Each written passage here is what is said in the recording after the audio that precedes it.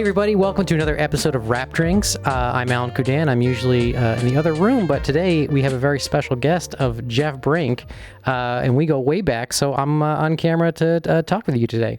I'm glad to be here, Alan. It's so good to see you. I mean, it's been quite a while. It's been a while, yeah. So Jeff, you've had like a crazy trajectory of your career. Yeah. You started as a camera, you started in camera, Yeah. Then you became a 52 electrician, then you started a drone company, Yeah. And now you are the,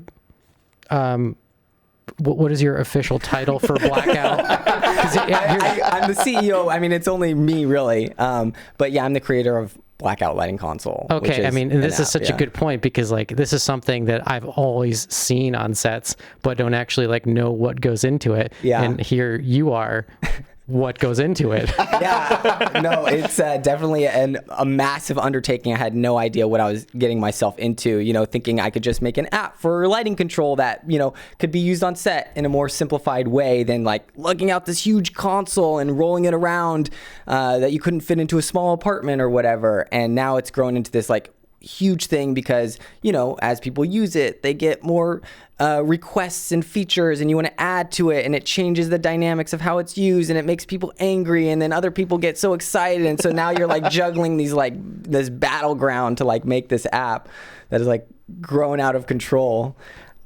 So for those novices, for hypothetical people that don't understand what Blackout is. Yeah, totally. What is it? At the most basic sense, it's an app that you download on an iPad. Right now, it's just iPad only. And it can connect to hardware that then connects to your lights. So all of our lights now on film sets are smart. You have sky panels, which are LEDs, and they have color in them, not just intensity, and they can be controlled remotely. So I have basically created this universal remote control on an app for the iPad to make it mobile.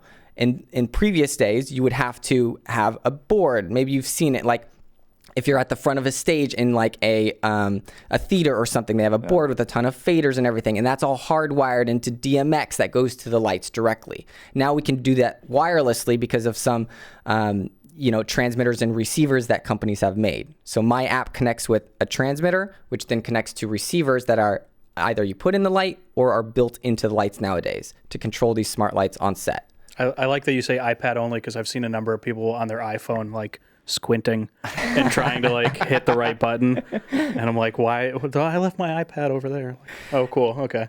Yeah. No, I mean, you can actually lock people out of it now. So it legitimately is iPad only right now, and at some point that will expand, I'm sure, into different mediums, laptops, and things like that. But yeah, for now. Well, Alan was talking about you've done all these other things beforehand. Yeah. What was the transition to do Blackout? Like, why did you decide to do Blackout? Yeah, I mean, that kind of came because of just like forced career opportunities. My time in drones was ending through a variety of problems, and I kind of jumped ship, got into lighting control, and as soon as I got back into the industry, we were hanging light mats instead of Kinos. And, that 3 years that I was gone in drones, like took such a massive shift in LED technology that I recognized right away that like we were controlling everything with these boards and they weren't mobile enough. And I was like, oh my gosh, someone has to have an app. And of course they did. There was like Luminaire out there. So I became like the Luminaire guy trying to figure it out. And I was like, this sucks. Like, I hate this thing. There's got to be a better app, right?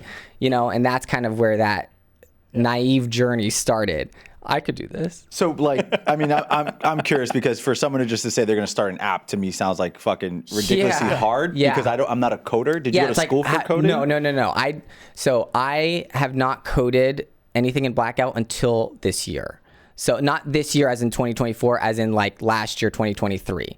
So I, hired people with the vision as you would do to build a product, and you have to trust those people that they're going to be able to deliver on that vision. And Blackout has been through an insane amount of ups and downs through the people that I've hired and because of the complexity of this app. This is not just like some, Google Maps app that is just like a template thing that you connect up to, and it shows your location, and now you can chat with somebody on the side. It's like, whatever. If that doesn't come in real time, you're never even going to notice it. You refresh your Gmail, it crashes, whatever. You open it up again, you fetch the new emails. It takes a second. You're like, cool. If you press this button on Blackout and it does not flash that light at that second, dude, I will get 1,000 support requests being like, your app sucks. I can't make this work. One star. What is wrong with you? Yeah. Like, can't you do better? This is 2024. And you're like, bro. Damn, dude. Yeah. You okay? It's going to turn into a therapy session. To the industry. Yeah, no, it's a lot. It's you're building an app for professionals that have to use this in the most demanding and rigorous conditions, and so it can't crash. It has to be real time, and it has to be easy enough for anyone to just be able to pick up and learn. Because God forbid somebody has to learn something for their job and like take the initiative nowadays that like a lot of people don't do. I was gonna say you're absolutely right about the pressure, because like as an assistant director, when I'm on set and I'm asking someone for this light to go down right now, I'm like, okay, I know they said something about this light, and it doesn't happen right away. It's like, fuck. Well, it's funny. It's funny too that it's like they would get mad at like, the app is the only thing that happens to. Like, there's a light turns out, it's like, it didn't just get unplugged. Like, you have to go run, get a new head, get a new ballast, get new stinger. This is broken, and it's like 3 people are bringing in 12 new pieces to change this one thing when one person just had to go, oh, sorry. Yeah. Like, it's always chaos. It's always like the troubleshooting chaos is nuts, and especially nowadays with smart lights, there's so many things that could go wrong, and I think that is like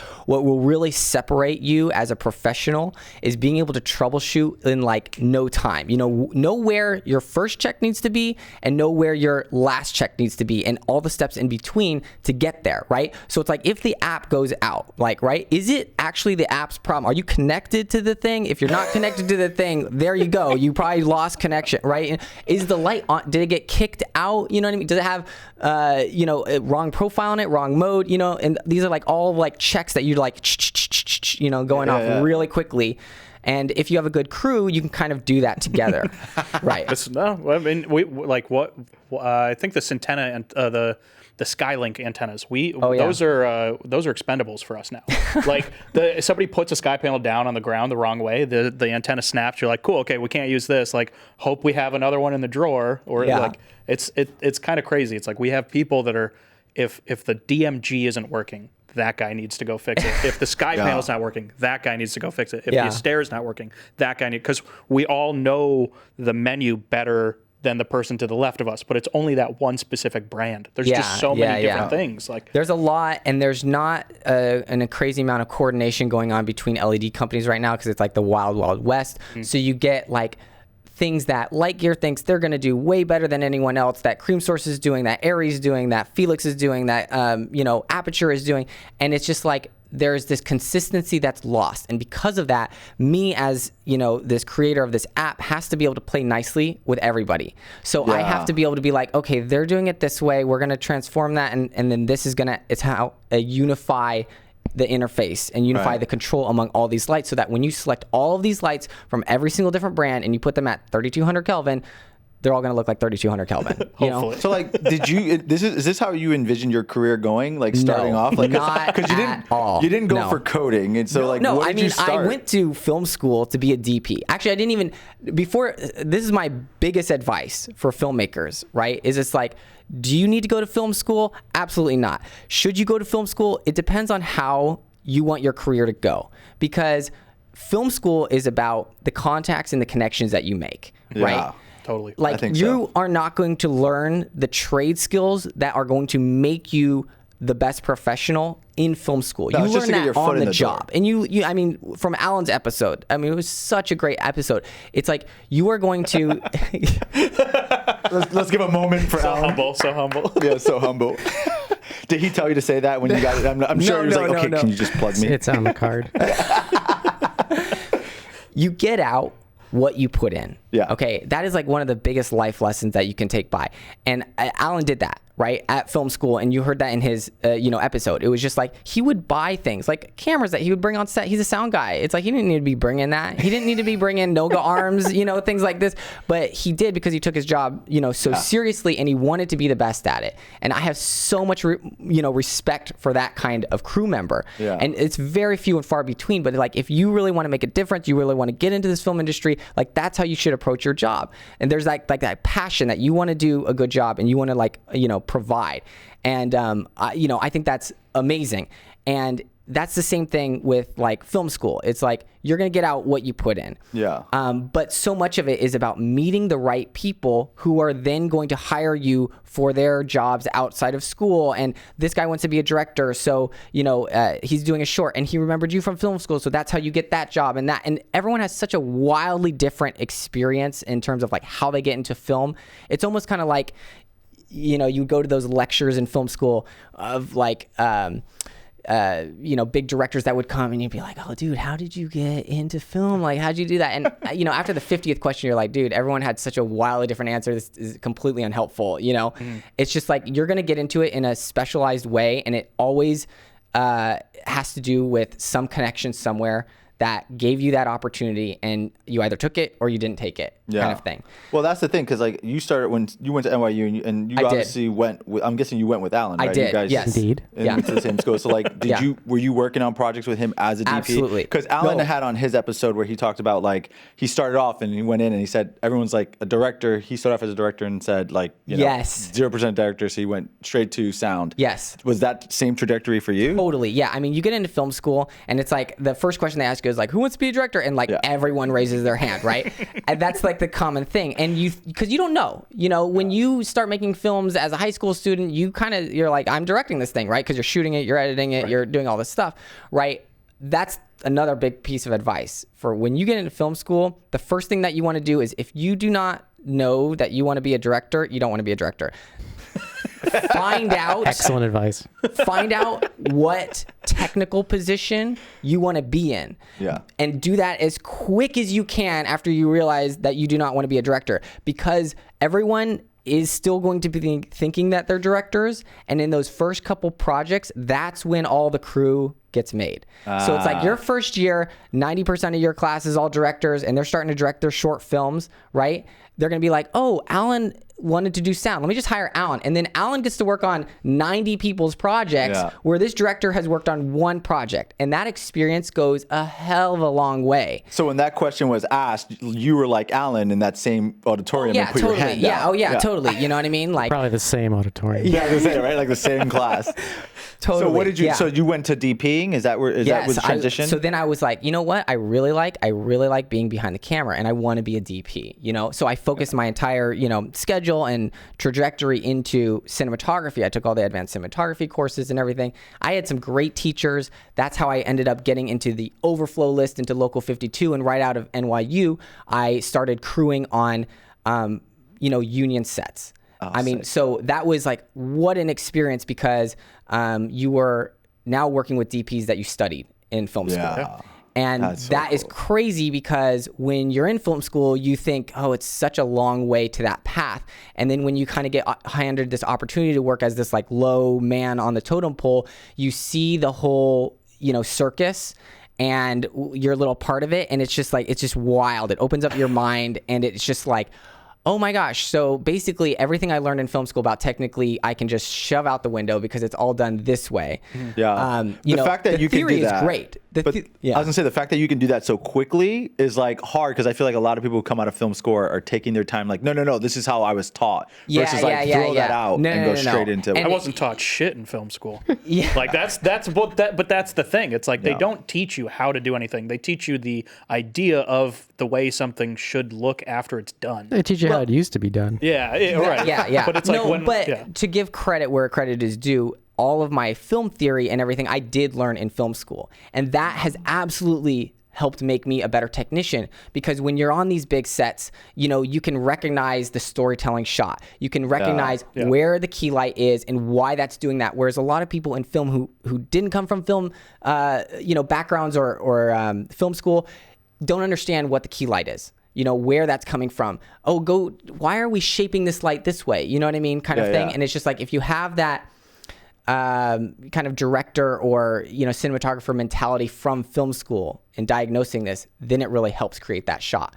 It's like when you study like, famous films, you see the trajectory of, maybe they're cooler in this scene. I remember watching like Eyes Wide Shut when it was like, like these scenes are cool and these scenes are warm and like this is the reason behind that, and these like, very creative decisions.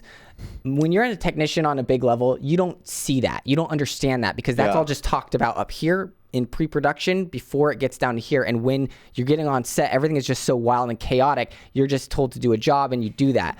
But the more that you can look for that and see that and kind of like, get into that world a little bit by asking the DP, why are we setting this up like this? Or I was king of that. Well, find the right moment to do that too. Yeah. I mean, I couldn't name the number of projects that I worked on when I first started. Like, I didn't pay attention to who, like, there were times I was gripping, I don't even know who the key grip was. Yeah. Like, you just show up, you sit down, and if they call for a flag, you hand it off to the guy that's walking towards you. Like, so it's like, there is a time and place. Like, 100%. Don't just walk up to Fincher and be like, hey, what's up? I walked up to Janusz and I did that. Yeah. I mean, like, I wasn't so you know scared. Martine. I actually remember that Eyes Wide Shut lesson because that was all about how to appropriately mix color temperatures. Yeah. Oh, you don't just put blue and orange next to each other because it looks fun? That breaks the rules unless you say know what you're doing. Unless there's a reason for breaking it. Yeah. Wait, can you tell me a little bit about that? I don't know what that means. So, I mean, they just use tungsten in daylight to like extreme levels. Oh, okay. And it's either very warm or very cold. Yeah. I mean, it looks great, but you're told to not put them together. Do that, right? Got it. Unless it's a choice. Mm-hmm. There's like so many stylized things, like so many common examples of like cinematography, like trajectories through a movie could be like, they start out very still and everything is like amazing, and as their life unfolds it gets more into handheld. Mm-hmm. You know what I mean? Like that's a common thing. Or it's like it starts off cold and it gets warmer and warmer as they fall in love, or vice versa, type of things. And when you start to look for that, when you start to see that, and now you can understand why, okay, in this scene we've lit everything to 3200, but this one we're at 4500. Mm-hmm. Kelvin and stuff like that. And it really helps you. So I'm not saying don't go to film school. I think film school definitely has its place, and especially for those contacts. I mean, like, I think part of the reason why I'm not a DP now is because I never went to AFI, and really? I think like the biggest DPs in the world seem to have gone through AFI to get those connections. And that is because people really take their craft and their career seriously when they apply to AFI. Also, the program that we went through kind of pigeonholes you into 52. Even if like you're going the camera route, you end up in 52 in one way or another. Well, because 52 is also so many disciplines. Sure. Is another thing too. It's not just electricians, it's grip, it's props, it's medics, it's sound, it's playback even. That's a ton. In Hollywood, that would be broken out into each different locals. Yeah. So you kind of have to figure out where you're going or what you're doing at that point. There's a lot of decision that has to happen before you're 18 and go to college. Yeah, like, it is. And that's why I'm saying it's like the earlier that you can figure this out, the better you're going to help your career, right? I mean, but you can pivot. I mean, that's something you did. But I'm curious, like when you started, like, did you guys ever work together in school? Yeah, well, it's because I tried to approach, my job and life much like Alan did. You know what I mean? So I was the AC who bought extra things that, like, when you get hired on a job, at least in film school, it's not like you get paid to have your kit or anything. But what? I would always be the one who, I like went to B&H and I bought like a ton of every kind of Manfrotto screw, every kind of Sackler screw, every kind of, Cartoni, just so that when we got into set and like the rental house or the student kit that came in, they lost a screw or whatever, I would have it so that we would be able to do that. You know what I mean? And it's just like small things like that where I was always shocked when I would go on other sets and, maybe I'd be a gaffer for that, student film, and like the AC didn't have that. Like, we don't have this screw, so we can't attach. Why do you hate shitty rigs? Like, what's up? What you just wait? You're just against what we do? I don't. No, wait, you hate us? Why are you on this podcast? Answer the question, Jeff. All of my drones were shitty rigged. I mean, that's the entire drone industry for you, is one big shitty rig, flying a camera in the air. How do you think they get up there? You know what I mean? Like, yeah. So tell me about a project you guys worked on together, because I'm sure there was something. A couple. The very first time I ever did sound was on Jeff's junior level project. Oh, really? Yep. Were you DPing or ACing or drone? He was directing. Oh, you're directing. Did you know you hired a brand new kid? No. I knew Alan for quite a while at that point. My rates were very affordable. Nothing. You threw out the first number. You lost.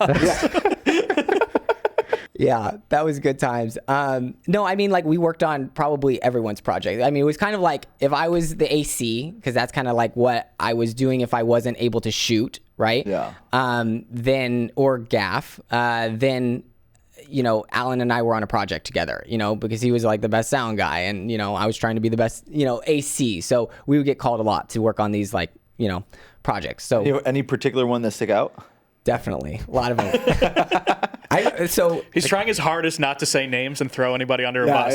It's starting already. I can see him twitching. He's like, I'm just kidding. No, I mean, we had some great time. I mean, as Alan said, it's like those projects in film school were the heart of why you get into it, because the crew is so fun. A lot of times you all get an Airbnb together and you're all like sleeping in one big house, and then you're going shooting during the day, and then you come back and you party, and it's so fun. It's a camaraderie. It's something that is, like, I feel like, unfortunately lost in the film industry today, and as you get more professional, of course, you're not going to be able to, like, do that. People have wives and, kids that they have to go back home to, but, enjoy that when you can in your early days as a filmmaker, and try to, like, live that, camaraderie, life that you can, because that's really what's going to give you energy.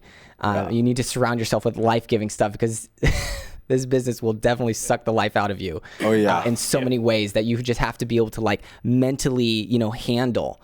But I mean, like, one shoot that I remember in particular, shitty rig style, very expensive short film. And I remember I was the AC on it. We have a great friend who was the DP, and it was like on the Genesis, which is this massive, digital camera at the time. Yeah, for all you kids at home. Before things got, like, really nice and sleek. And this was the first digital camera to shoot 1080, I believe. To be honest, I can't even remember. It was definitely one of the first, and it was the Sony tapes? Massive. It recorded on a Cinedeck, so the camera didn't even record. You had to... Yeah, you had to, like, tether it like the old Alexa, Airy RAWs and stuff like that. So it was massive. It was built like a Panavision camera, so you had all the Panavision attachments and everything like this. And I was the AC on it. I mean, it's like a $350,000 camera package. As a student, that's kind of a lot of money to kind of, like, be in charge with, to make sure things don't break. I had lenses that were probably twice as expensive. We were shooting anamorphic.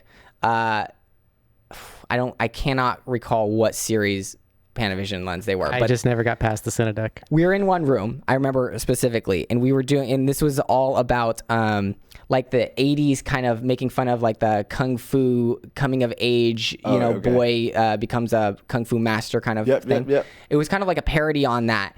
And I love those kind of films because it was super fun to make. It was hilarious. And it was exciting because you got to do all these stunts and everything. And so one of them, we were in this bedroom that was probably no bigger than this room right here.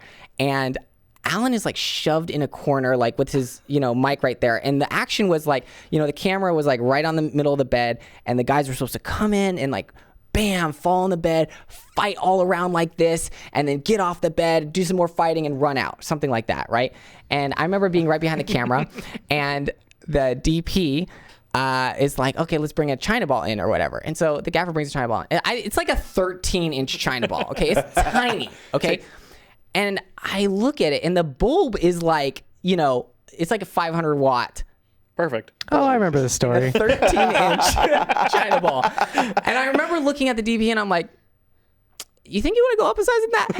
Because I'm just like, first AC. What am I going to do? He's like, no, this is going to be fine or whatever. And he's hanging out. It's like the original shitty rig. You know what I mean? Like right off of a C-stand arm, jangled around with some. It's biting the cable. Exactly. You know what I mean? It's kind of like dangling because they didn't do it right. The grip arm's on the left side. You know, it's a mess, right? And I'm like, I think we should get a fire extinguisher just in case. And no one's like, it's going to be fine. I'm like, I'm just going to go get one real quick. Okay, so I go downstairs in the house. I find a fire extinguisher. I come running back up, and I just put it right next to the camera, just in case, right? It's probably expired. So take one. Okay, the guys come in, miss the bed or whatever. Okay, whatever. Okay, they come out. Let's do this again. We got this now, right? As I'm looking at it, I'm like, this ball is starting to get really hot. It looks like it looks not safe. You know, I turn to DP. I'm like, are you seeing this? He's like, yeah, whatever, it's fine. You know the look of cookies when they're about to start burning? Time to take it out of the oven. I just pictured Jeff there with a fire extinguisher just watching it. Like the bulb is like on the camera. lantern. I'm the AC. I'm like looking at the action intently, you know. And so the next take, the guys come in. They jump on the bed. They do this awesome action fight thing. The bed breaks, okay, because they hit it so hard and they're fighting, which knocks into the C-stand, which swings the C-stand, right? The bulb hits the inside of that 13-inch gym ball, and it just goes, boom, lights up in flames. And I remember Alan going, right in the corner, because it was like right next to him, and it just like flaming ball, just like shoot. It was like right next to the sheets. The sheets are about to like catch on fire, you know what I mean, kind of thing. So I was like, I get the fire extinguisher, and I had it right there, and I was like, shh. We're all looking around. And the whole room just fills up with this smoke. Yeah, I mean, it was just like one of those like classic moments where you're just like, I'm so glad. Not gonna say I told you so. And I looked at Jeff and just said, if only there was a way to remotely turn off this light. And then you invented Blackout. Yeah. That was the next step. Tons of fun stories like that in and film school. And did that transition you from deciding I don't want to be an AC anymore? Like, what was that? You get out of film school, you get hired by a bunch of your friends to AC, and that's kind of how you make ends meet, you know. And were you ACing or DPing? Both. You were doing both. I was trying to, as you know, you do, get more things to shoot. So I was trying to shoot every kind of small short film that I could, but most of those were unpaid jobs because you're still out of film school, so you're doing favors for the class behind you that you've kind of, started to mingle with to try to get more connections, and the whole film business when you're starting up is one big like mixer, Yeah. And so you're doing favors left and right for everyone trying to get your career to take off. So of course you get a couple paid commercials, you get a couple paid music videos, things like that, but like mine wasn't quite pushing me where I needed to go. And I was ACing a lot, and I got into, the union overflow list to be able to do electric work. And so then I was starting to get paid really well for a kid, Yeah. And that's very enticing. So then you kind of slowly don't do AC stuff as much, and you start doing more electric work, and you're seeing how real sets are done and the big setups, and you're getting so much more knowledge, and you're getting so much more experience in that, and that kind of like, grows. And so you're like, okay, maybe I'm not going to AC anymore. Maybe I'm going to be an electric. And so you go down that path, and then, I applied to be in the union, and at that time you had to be voted in, and I didn't get voted in, and then they don't have another vote till another 6 months later. So you work your butt off, and you do a lot of, features with people, and you bust your ass off to, be the gung-ho electric who comes in always with that Kino flow right on the stand, because back then you were changing Kino flows, and I, was always trying to, figure out how to be more efficient and quicker. And so you'd have lights that were staged up, and you learned that from the union, and you learned, okay, well, what if we had half of the bulbs changed from a Kino flow to, blue and to orange? Then you only have to change 2 whenever it gets called, versus like it could be hit or miss. You know what I mean? So like little tips like that went a long way. And, anyways, the second 6 months passed by. I didn't get voted in again, and then the union ended up getting sued because of discriminatory practices, and so they shut the application process down. And at that time, I was like, well, screw this. Like, I'm not gonna like be on this like overflow list, like held without like a job for. Not that you don't have a job. You were working every day. I worked all 5 of those years. I had no chance of ever getting in 52, but 52 kept me fucking working. And that's awesome. The thing that, sucks is that you're thrown around. on a day-to-day basis, because you don't get to choose the crew that you work with, and they can't keep you if they need you somewhere else because you're just a low man on the totem pole. Right. So you don't get to make those solid connections with crews. You're just thrown around as an extra person, and every single crew that you go to, you have to reprove yourself that you know what you're doing, because they think you're just some kid, you know, because you're an applicant who doesn't know anything, and it's very frustrating. Oh, damn. Yeah. So It was a rough time. I mean, I feel like that also taught me the, like, you almost impress people more when you're not trying to impress them. When you are quietly doing your job because you know, oh, well, I might not be here tomorrow anyways, and you're just quietly doing your job and doing it really well, that's when they're like, oh, who is this guy? Yeah. Like, and that's what that time taught me. Yeah. At least, I mean. Absolutely. Yeah. I mean,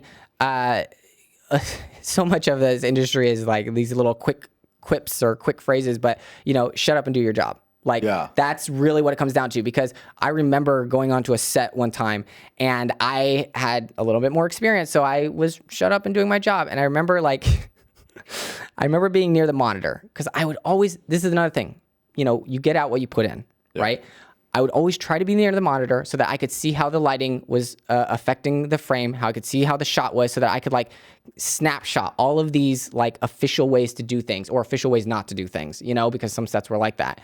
And I remember being right next to the monitor, and the director comes over, and so I'm gonna just like hold back or whatever. And bro, this PA comes up right between me and the director and is like, "Oh man, wouldn't it look better if we like?" And I was just, Oh shit. And they were never heard from again. But that mentality is a direct conflict with like the type of mentality that you learn in film school. Yeah. Of just like everyone's in it together. yeah, You yes, know, yes, yeah. absolutely. Oh, I mean, be I think the it's Uber crew. Yeah. It's two different kind of work modes. It's almost like that mentality or that work environment was fantastic for learning your trade, Yes, because yes. it didn't give you the opportunity to try to hyper focus and get fixated on anything crazy. But then it's like at least for me, when I went back to New England and I got on a full-time crew there, they knew that I had the skills. And then when I'm working with the same people all the time, that's when you have the opportunity to sit there and give them your input, because you have a different experience than they do in the past. And it's kind of like those two different worlds. You have to read the room. Yep. You have to be able to read the room. You don't just walk up to somebody you've never met and make a suggestion, because who the fuck are you? But the other component to that happens is like when you're on set and you just start to try to network with someone at the wrong time. And that's something they always tell you in film school is like try to network with people. But then in the middle of a shoot, they're trying to like, hey man, so like I'm really eager to learn. And instead of just shutting up and doing your job. And that's the thing. It's like you're at work to work. Yeah. Like your networking is proving that you're good at your job. Exactly. That's what it should be. Yeah. Yeah, you have to read the room. It's such a great answer to that, and that's can't really be taught. You just have to kind of like experience that as you go along. So while you were doing that and you were proving yourself and you're making your way through, why did you swap? What was so the next basically, pivot after point? the union was like shut down, I was like, I need to find a way out of this, because another thing is like you're working alongside somebody as you're 21 years old who may be 55, 60 years old doing the exact same job you are, and it kind of scares you a little bit. Because you're like, I think I have a little different vision of where I would like my life to go. You know, I want a DP. I want to go here. How do I make this happen? So I got wind of NAB, which is this trade show out in Las Vegas, which is the biggest film kind of, it's entertainment industry kind of in general, because they have post-production and pre-production and everything too, and TV broadcast. But I was like, I'm going to go there and I'm going to look at all these new products. And so I went with my roommate. And we went to Vegas, had a great time, and I, looked at all of the new stuff, and we were onto the camera thing, and I got wind of like the time-lapse stuff had started coming out. And I remember this like cinematographer that I follow on Instagram, probably doesn't even know who I am, but Sean Stiegemeyer, like completely inspired me with this like Iceland Eyjafjallajökull like eruption that he filmed in time-lapse that was moving. And that was like one of the first moving time lapses that I had ever seen. Like the robot slider? Yes. And it was like, wow. I can't remember the not Motion Impossible. It was like one of those first like Kessler, not even Kessler. It was I know what you're talking about. It's Motimo just it's or like something the like way, weird. way You know what I too mean? big a motor on one end of the slider. Yes, exactly. It's huge. You're like, how are you supposed to carry this in your car? And Yes. It's a lawnmower engine. And like he had posted on like Instagram being like, oh, I went to Iceland and I did this, and I think it played on like the news. Like I remember like watching this and being like, whoa, and then I got like super into like, the time lapse thing. And I thought I was gonna be a time lapse photographer, so I booked a flight. Nice. Within 2 weeks to Iceland, because I was like, I'm gonna do this. That's the only place to do it. You got to go there. You got to start in Iceland. I was burned out by 52 because, you kind of been run into the ground. You don't pass the second vote. You've had now thousands of hours in the industry and, you can't even get voted in. And so I was like, I'm going to do something different. So went to Iceland on a solo trip, and I rented probably $5,000 worth of time-lapse gear, of stuff, you know what I mean? And that was like when lens rentals and borrow lenses had like just come out. So nice. like I took advantage of that. I just rented stuff, and I'm like, I'm going to make a reel for myself. And so I went around Iceland on this solo journey, and I just did the ring road by myself, with a car, and I would just like not sleep. I would do these like night time lapses and things, but when I went to do that, I didn't know what I wanted, right? Iceland is just amazing in general, but like I was taking photos, I was doing video, then I was doing time lapses. So I had this like weird media of all three that I like didn't know what to do with. Whereas like if I just went to do time lapses and made a time lapse reel, that probably would have been more effective than doing what I did, But it was just like such an adventure, and I highly encourage everyone when they can to travel solo for once in their lifetime, because it is an amazing experience. And I think you learn so much about yourself. And it was, one of those things where I had to like push myself to, get a shot. Maybe it wasn't comfortable because it was freezing outside. I did it in February, man. But I just had this like passion to like just get some cool shit, you know? And I came back with like this, video that I like edited together, and I thought it was cool, but it wasn't like a calling card necessarily.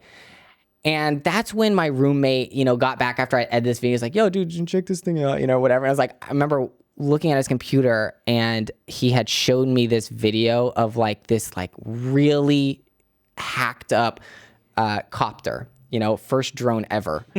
And it had a camera on it. And it was like, as he was like trying to take up, and it like kind of like crashes down. I was like, holy shit, that is going to change the film industry forever. I'm going to do that. And it was just like, as soon as I got back away that whole trip, go back to Iceland. Yeah, it was seriously, as soon as I did that in February of 2013. So that first NAB trip was like 2012, right? Then 2013, February, I'd done this. NAB is in April. Yep. So I went to NAB, and I looked up every single drone person I could and whatever. And there was like 1 or 2 drone companies out. Like DJI had just come out with like the Phantom 1, and they had just put a GoPro on it, and it was starting to get really popular. This was like just then they had released that, And I was like, that's not good enough. I'm going to fucking fly on Alexa. And so Jesus. Because that's like that's like a GoPro Hero 3 at that point, right? Like that's like that. And this was before the Alexa Mini had come out, right? And because as a camera assistant, I knew everyone wanted to fly an Alexa, and if I could fly an Alexa, I would get in the film business, and I would be awesome. Dude, right? the ambition is unparalleled, bro. This is like insane. You're just it's like either that Iceland. or he was like high off his ass. There's two like. Yeah, but I mean I respect that, because you're going from one thing, you're trying it, it fails, and you're not like fuck, I give up. It's like I'm gonna try something else. I'm gonna pivot. It's pivot points. Yeah, I just remember hearing about this like through the grapevine, where we hadn't worked together a little bit at this point, and I just heard that I just knew you as a, as a camera person that, also worked as an electric. And now you're trying to build the first drone to fly an Alexa. And I'm like, what? What's going on, Jeff? Jeff's having That's a tough freaking time. cool. Tell us about that. Like, what happened? dude, my drone journey, it was like, well, it ended up being 5 years long, but like the heart of it was 3 years long, and it literally took, 10 years off of my life. I mean, like that was the most insane, epic journey ever. And I mean, it's just naivete, right? Going right into that and thinking you can do something. And that's the only way that this would have happened, because had I known what I was going to go through, I never would have done it in a million years, Hindsight, Yeah, but I mean, like, okay, so I thought it was like a Steadicam. You just buy a Steadicam, you rent it out with your operator, right? And now you get like this awesome kit fee and you kind of do that. But the drone's a little bit more expensive, so I was like, I got to split this with somebody. So I kind of found like this business partner. We were like deciding we were going to split it. But, you want to fly an Alexa, you got to put up a little bit of money. And this is before drones were heavy lift. This was before professional grade motors came out. This was people had just started flying GoPros, okay? Yeah. And I was like, I'm going to fly an Alexa. You're lucky this is before you needed a license. Like, that plays huge into this whole thing as well. Yeah. But so we end up finding, I find this company at NAB because I'm the one who goes. And I hit them up. And it seems legit, right? It's this amazing copter, and it's a dodecagon, so it has 12 motors. It looks sleek as hell. It's like perfect for the film industry because the film industry is show business, right? Yeah. And Alan knows this too on his episode. It's like when you buy gear, sometimes you buy it just to make it look bigger and better and more professional because then the producer sees that they're spending good money on this kit and it makes them feel better. Whereas if you just come, we'll talk about this when we get into, my later stuff, which is with an iPad that can control all the lights on set. They're like, what the fuck are we doing this? You know what I mean? Like, why are we paying so much for this little iPad? You know what I mean? It's like, well, come on. Like this is bringing you so much more than what we could ever bring you with that, which is 10 times more expensive. But I think people don't, I think that's a really good point though. I don't think people really give enough credit for like the simplicity of it. You're paying for the fact that you're getting it fast. Yes. You're not paying for the fact that it's like, if I can come with all this shit and it just take longer. Yes. Or you want something that's going to give you something faster and pay a little more. But that's the thing. It's the show business. And sometimes that doesn't come into factor. It doesn't. Right. If they don't know you, your gear can speak for itself. Right. Right. But if they do know you and then you show up with like the little sleek thing, they're like, oh man, this guy's got it going on. Right. But that takes a while to get to. It does. Yeah. And that trust, you know what I mean? And half the time you're not able to be in that position. But so I don't know, where was I? Drones, right? Yeah, so I ended up, so it was this, without naming names, everyone's going to know what it is. Went to Sweden for this one specific company that sold us this drone. Okay. And that in itself was a wild adventure because had gone to drones, they showed us at NAB and everything. If you haven't been to NAB, it's where they show all the products hiding all the flaws, okay? And what we didn't realize at the time was that drones were not like, capable of flying heavy lift things, okay? So we go to Sweden to buy this drone. I went twice, once to check it out and then the second to actually get the drone, okay? So the second time we actually get the drone, it's like, oh, let's just do a little test flight. We at that time, I thought I was going to fly. So why not? I'm the operator. It's like a Steadicam, whatever. I'm just going to learn to fly to do it, right? So I take it up in the air and I'm like flying it around. I'm like, whew, this is like, when you strap a red, onto the first copter ever, to kind of fly this and you fly it up in the air, your heart just kind of drops, because you're just like, that is a lot of money that we're flying, just kind of like on the whim. And what if something goes wrong? I kind of like set it down or whatever. Unfortunately, we had kind of found some like hobbyists who flew and we brought them to Sweden along with us because we weren't going to just, check out a copter without knowing anything, right? We got the hobby guy that could dive into it and whatever like this. And I remember like going back to the thing and being like, I don't know if I want to fly this thing. It takes two people to fly it. One person to operate the gimbal below it, for the camera positioning, and the other to fly it. And I'm like, I think I might do the camera stuff a little bit more. And then I could kind of direct, how the copter's going to go and the coordination between that, which was a really good, skill to learn as I did this. But, he comes up, he's like, this thing is shit. He's like, it's these hobby motors that aren't powerful enough and whatever like this. And we're just kind of like, but I mean, we had already paid for it at that point. It was there was no like take backs. This is like a startup in Sweden that was like, this is probably their third copter they ever flew. You know what I mean? And everything like this. So we get this thing back and like, sure enough, when we get it back to the United States, it was like problematic because of course we want to strap an Alexa onto it. So what do? We strap an Alexa onto it. Thing starts to like act up. You know what I mean? It's just like, is it going to fly? That's a lot of money to do that. And I remember doing a demo in 2013, like February, okay? at ARRI, CSC in New Jersey, with like, you know, the head of ARRI there, like strapping an Alexa XT with a single channel fizz and a Zeiss. It wasn't a super speed. I think it wasn't a Master Prime either though. I don't even remember what lens now. I mean, we could look it up, but anyways, I mean, it was legit cinema setup. That was like the deal, right? We strapped it up on ARRI and we flew it, and it flew for 12 minutes, 13 minutes. We had it and we like timed it and we like set it down, and it was amazing. And the only reason why looking back on that actually was successful was because it was so cold outside that it had cooled the motors to an optimal temperature that they could override. So when you run a motor, you know, it's like kind of like when you like power, you know, 4-aught or whatever, you're powering the set, you only use 80% of it, right? Yeah. You know, When you can stand on it and you feel it buzzing below your feet. it's too much. You do the same thing with motors. You only run motors at like 80% of their capacity, because if you run it at full capacity, it lowers the life expectancy dramatically and it overworks the motors. That's just not how they work, right? Shit. So these things were running at like 150%. Okay. So the only reason why it like stayed up in the air at all was because it was like, you know, frigid outside.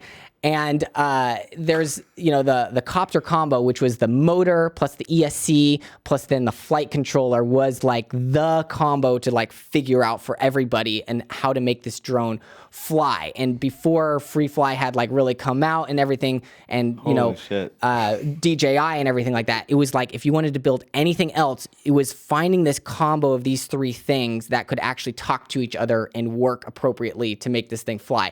And that was an adventure, you know, in of itself. So anyways, we released this video and all of a sudden it worked.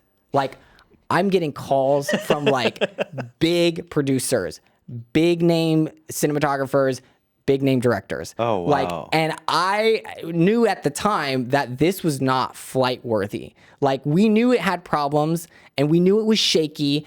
And like, the one thing I didn't tell you was actually when we picked it up from Sweden, of course, we were like, we are going to shoot this amazing reel with it, right? Yeah. Where did we shoot something that nobody's ever seen before? Iceland. And no, I was like, I don't think anyone's done drone work in Chernobyl. Oh my God. And so we had paid a fixer to book us in Chernobyl to fly. Nobody had ever done it before. This was in March of 2013, okay? Or February, I can't remember, at the very end of February of 2013, right after we had done right before we had done the ARRI thing and got back to the US. That was another reason why we couldn't take the drone back, is because we had already paid this because it's expensive trip to go to Chernobyl right after picking this drone up from Sweden, you know? And so we went to Sweden, and we picked up the drone, we went to Chernobyl, and we flew this thing around. And I remember then, that's when we figured out where all the problems were, because it was shaky the whole time, right? But it was also frigid outside, which is another reason why it worked. And we had this, you know, their test pilot from Sweden accompany us. That was kind of the safety check of bringing them and making sure this copter was going to work. You know what I mean? So they had a test pilot over there. We brought him to Chernobyl to fly for us, and I did all the camera work. And that was like, first of all, that was amazing. I absolutely loved that trip. It was incredible. We got access to like things that, like, you know, nowadays you can kind of do it, but no one did before. And were you like, how close were you to Chernobyl? Because I'm thinking like nuclear radiation. Yeah. So most people, the thing that they realize is about Chernobyl is Pripyat, which is the city right next to Chernobyl, and that's where everyone left, and that's where all the school books are on the ground and everything. You know what I mean? So that's really where we shot. We did get close enough to the reactor to get, you know, like radiation, had to go through radiation checkpoints and everything like this. But that's when the French were redoing the sarcophagus around it, so they wouldn't let anybody closer than, you know, whatever, a mile within the thing. You know what I mean? So it's not like you could go in there. It's still too dangerous. Bunch of prudes. But the drone could. Yeah. Yeah, but again, like that time when we were flying the red minimum setup, you know, and I remember dropping the fizz at that time too and being like locked off super wide, you know, just to get stuff somewhat stable. You know, as a cinematographer, it breaks your heart because you have like this vision for how this film is going to go and all these shots that you can do. And as you're looking at all these shots, you're like, I can't do that one. I can't do that one. Can't do that because now I'm on 18, you know? And so 18 locked off, you can only do like these couple shots. But even then it was really cool. We got to make it work. And I have this like behind the scenes that I released years later of like flying in it. And it was just like such an epic time. And we had come back, and I remember having this real footage, and it was like all shaky. And I was just like, well, this is done. And, I literally didn't even look at it. I was like so bummed out by it. Well, when you're that wide, you're not thinking about you can do a little crop stabilization. I didn't want to cheat the actual technology. Oh, you know what I mean? It didn't exist. Wanted it. There was no technology. You were making it up. That is because I have such high standards for what the film industry needs, and that's kind of what carries into Blackout. It's like I know what this needs to be. Respect. You know what I mean? So I don't want to release it until it's there. But at a certain point, you have to, because you either need to pay bills or it needs to grow. You need people to like be able to use it to like, further it. You released the footage. No, we didn't. You didn't release anything. I held on to it. But how did these producers? We're going to release it. Because after I came back with the Chernobyl video, right, I was going to edit it. We were like, this sucks. I'm not going to do this or whatever. We went to Airy like the next week. We flew that thing. That's the video that we released that everybody saw online. And you released it where? On YouTube, I'm guessing? Okay. On Vimeo, I think. Oh, on Vimeo. Yeah. Do you think it was also helpful that the Airy guy was there? He was probably telling people. 100%. Yeah. I mean, that was kind of a connection through, a connection that we had, because obviously we were telling everybody that we were buying a drone, we were going to Sweden, you know what I mean? And I like that just adds to the credibility. You're like, we went overseas for this thing. That's awesome. I feel like there's a really big ball that's about to drop, because the lesson learned here is like, it was in the cold. It was in the cold. It was in the cold. So what happened when it wasn't in the cold? Yeah, we crashed it. I mean, definitely. I mean, listen, we crashed so many drones in test flights and everything like this, trying to make this like drone that is of today, right? And we were trying to do this back in 2013, 2014, I can't remember what year now. It might have been 2014. So yeah, I mean, like, we got all these calls, and I remember one of them was for like Independence Day resurgence, and I was like, "Oh, this is sick, right?" And we had already crashed that first copter. It was like basically totaled. It was stupid, anyways. Don't worry about it. But obviously, when it's like your life savings and you see it go out of the sky like that, that's like crazy scary. With like, we were preparing to do this like epic first 3D film. Like, why couldn't we have just done like a regular, high and wide shot, that everyone does for every drone, intro or whatever. Like, no, it's like, of course, the job that we get booked on is to do, it's like fly around the Burj Al Khalifa, with this like epic drone in 3D for this like 3D ride film. So it's like, as soon as we got back to the United States, we were like trying to figure out how to put two reds on this thing. So yeah, this was back when 3D was the up and the down with the little mirror and okay. Yes. Oh God. The beam splitter and everything. Yeah, but at that time when you were so far away, you just put them side by side, and the parallax was just like great enough that at that distance, that's the way they needed to be, like two eyes. That's convenient. Right. It was very convenient, right? So we basically had these things shoved up. It could barely fit on the gimbal that was this wide, you know what I mean? And trying to do this thing for a month later, we were going to film in Dubai. And that was another reason why I got into this. I wanted to travel and experience film, and it's very cold in Dubai. Yeah, absolutely. As you can see where this is going. Yeah. No, so obviously it's starting to warm up here in New York, in March. I think this is 2014. It's starting to warm up in March, and we see this thing have problems or whatever. And when you crash it with two reds in the sky, definitely sets your heart down in the stomach area, So you come up from that, you get insurance, you try to like build a new copter. I mean, yeah, we changed the insurance industry forever. I was going to say, like, how was the insurance industry for drones at this point? Well, since we were the first ones who obviously, insured the whole of the aircraft, they don't do that anymore. Yeah. So it's your fault. Yeah, sorry guys. So you do what you can as a filmmaker. I mean, you don't know, you have no idea. And like, I had no idea how to build these things. We had this guy who said it sucked, but we didn't know what that meant until we started playing around with it, flying it. Then you realize the limitations, then you dive into it. Then you start to research these motors and try to become more like the hobbyist who can build these things. Then you're building phantoms, trying to like replicate this. And as you build it more and more, then you're like, okay, we need something that can replace this. So then you hire, another hobbyist who kind of has maybe some mechanical design skills. And then, you cut things out of, aircraft grade aluminum. Then you put motors on, and then we had this whole test bed, and we had this like, office that we would literally run motors for an hour, with there was the combo of the flight controller, the ESC, which controls the motors, the motor, and then the prop length and design, right? So I basically bought every prop, every motor, every ESC, every flight controller, and we would do this like insane scientific test of like every combination of that to see which one would fail or which one wouldn't fail, okay? Once we had found that out, that was like the IP that we had, right? That allowed us to then put that on a frame, which could then carry it. So once we had that, believe it or not, we had that within, a couple months. In time for the shoot in Dubai? Yeah, but part of that was we had kind of found that out at the same time that we were like needing help from the community, trying to figure out what they did and everything. And one of these guys was Copterworks out of Slovenia. So we knew they had kind of built and found these like perfect things, and our shoot was coming up so fast, we didn't really have the time to build this thing. So we ended up, buying another copter from these guys, with the insurance money. So I remember flying to Slovenia, but then to get this copter, but then we had the gimbal problem, which is like, they didn't have a gimbal. It's like these gimbals were like mostly before the Movi had come out. This was before that Movi M15 came out. This was like the M10. So it could only hold 10 pounds, which really meant it could only hold 5 pounds, because we all know what that, spec was like. That was not going to work.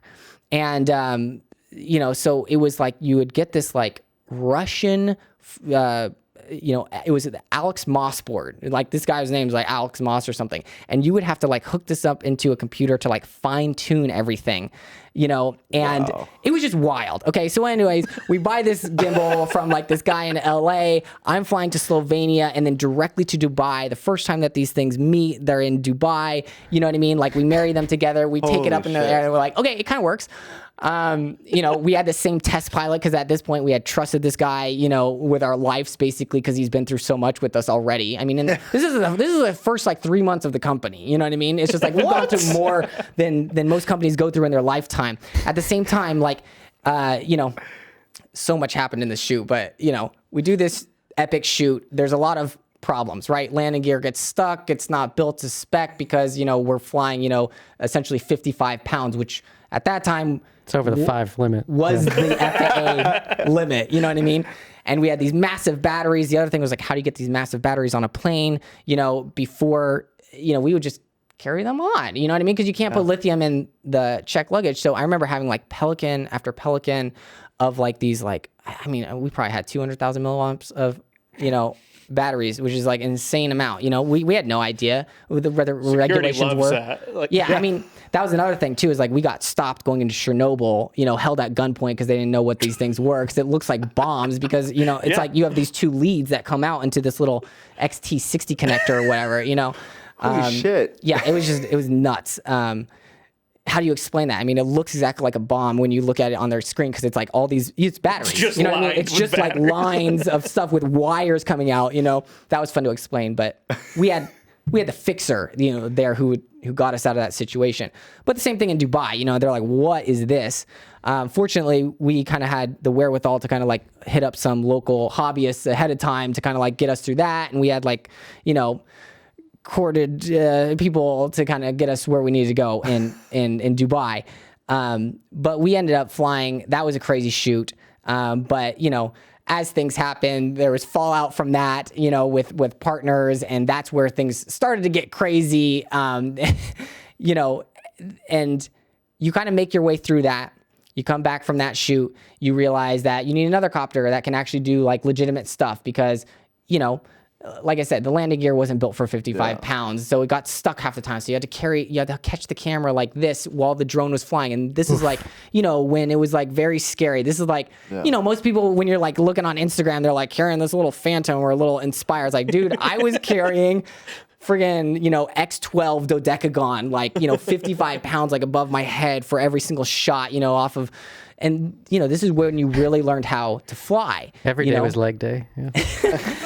This is when you really learned how to fly, and the coordination between me and the pilot, that's when we really started to get this like synergy, and it was just like, I learned as a cinematographer so much in how to direct in 3D, not 3D film, 3D space. You know what I mean? Because when you're on a dolly, it's like, okay, you go from point A to point B and you can move the camera. Okay, now add that third level of dimension like a crane, but this is an unlimited crane, right? And so it's like, how do you coordinate that at the right time with the right speed? And you learn like all these little tricks of like, okay, you know, if you're side sweeping the camera like this with the drone, then, you know, the gimbal will react this way. So you learn how to get around and fine tune all of these like, you know, control parameters to make a shot look good. And I that is so much about, you know, the heart of film. It's just like, how do you get around all of these weird issues with film equipment to like get the shot that you need? I wish we had more words than just pan, because saying pan up and pan left, it just hurts, you know? It's like, I wish there was other terms. Yeah, but it keeps it simple. Yeah.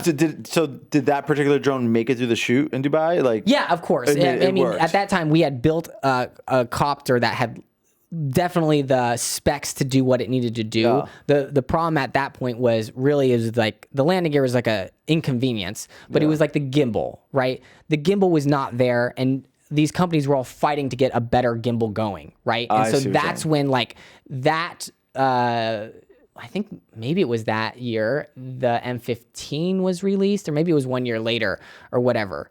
But that's when, okay, then everyone's starting to use this M15, and then the DJI Ronin came out, and so you're using that, you know what I mean? And that one could do more, but it was heavier, and so how do you fit that on a copter? Because it's meant to go on handheld. That's still not carrying an Alexa. Like that's still smaller than that. Yeah, totally. So this whole process is happening for you. You know, you're saying your partners are changing and stuff like that. Where's your mindset at this point? Because I mean, it's completely wild now. Like I thought, like this was going to propel me into being a DP, and now it's taken that vision like completely out, and I just have to focus on like making this company work. You know what I mean? And it's just like, I had my entire life savings in this company, and it's just like, okay, I'm not getting paid anything. You know, I'm doing all this for free to just in hopes that this is going to like, you know, get us to the point where we're renting this out consistently. Yeah. And on top of all of this is the whole FAA issue.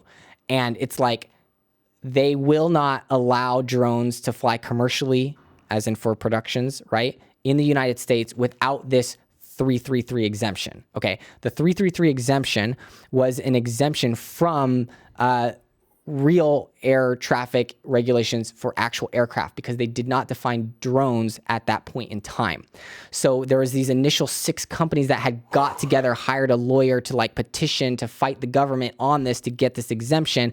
We had just put ours in the tail end of that. So these, like, no joke, less than a week later, we had done that because we had got wind of it, but we were barely a drone company when these 6 who had been doing this for a couple years, you know, with, you know, single rotor helicopters, like more dangerous stuff like that, or, you know, we're just hobbyists flying DSLRs at that time or whatever. And here we were like the new players that nobody was like, oh, who are these guys trying to fly the Alexa? And we had put out this video, so it made a lot of people angry because, you know. Oh, you're good at that, apparently. Apparently, because, you know, all of a sudden it was encroaching on their business. And it was like we got to something before they did, you know. And listen, I'm sure somebody on this episode said, I flew the Alexa before you did. And it's like, okay. Yeah, you threw it off a cliff. Yeah. I crashed the Alexa before you did.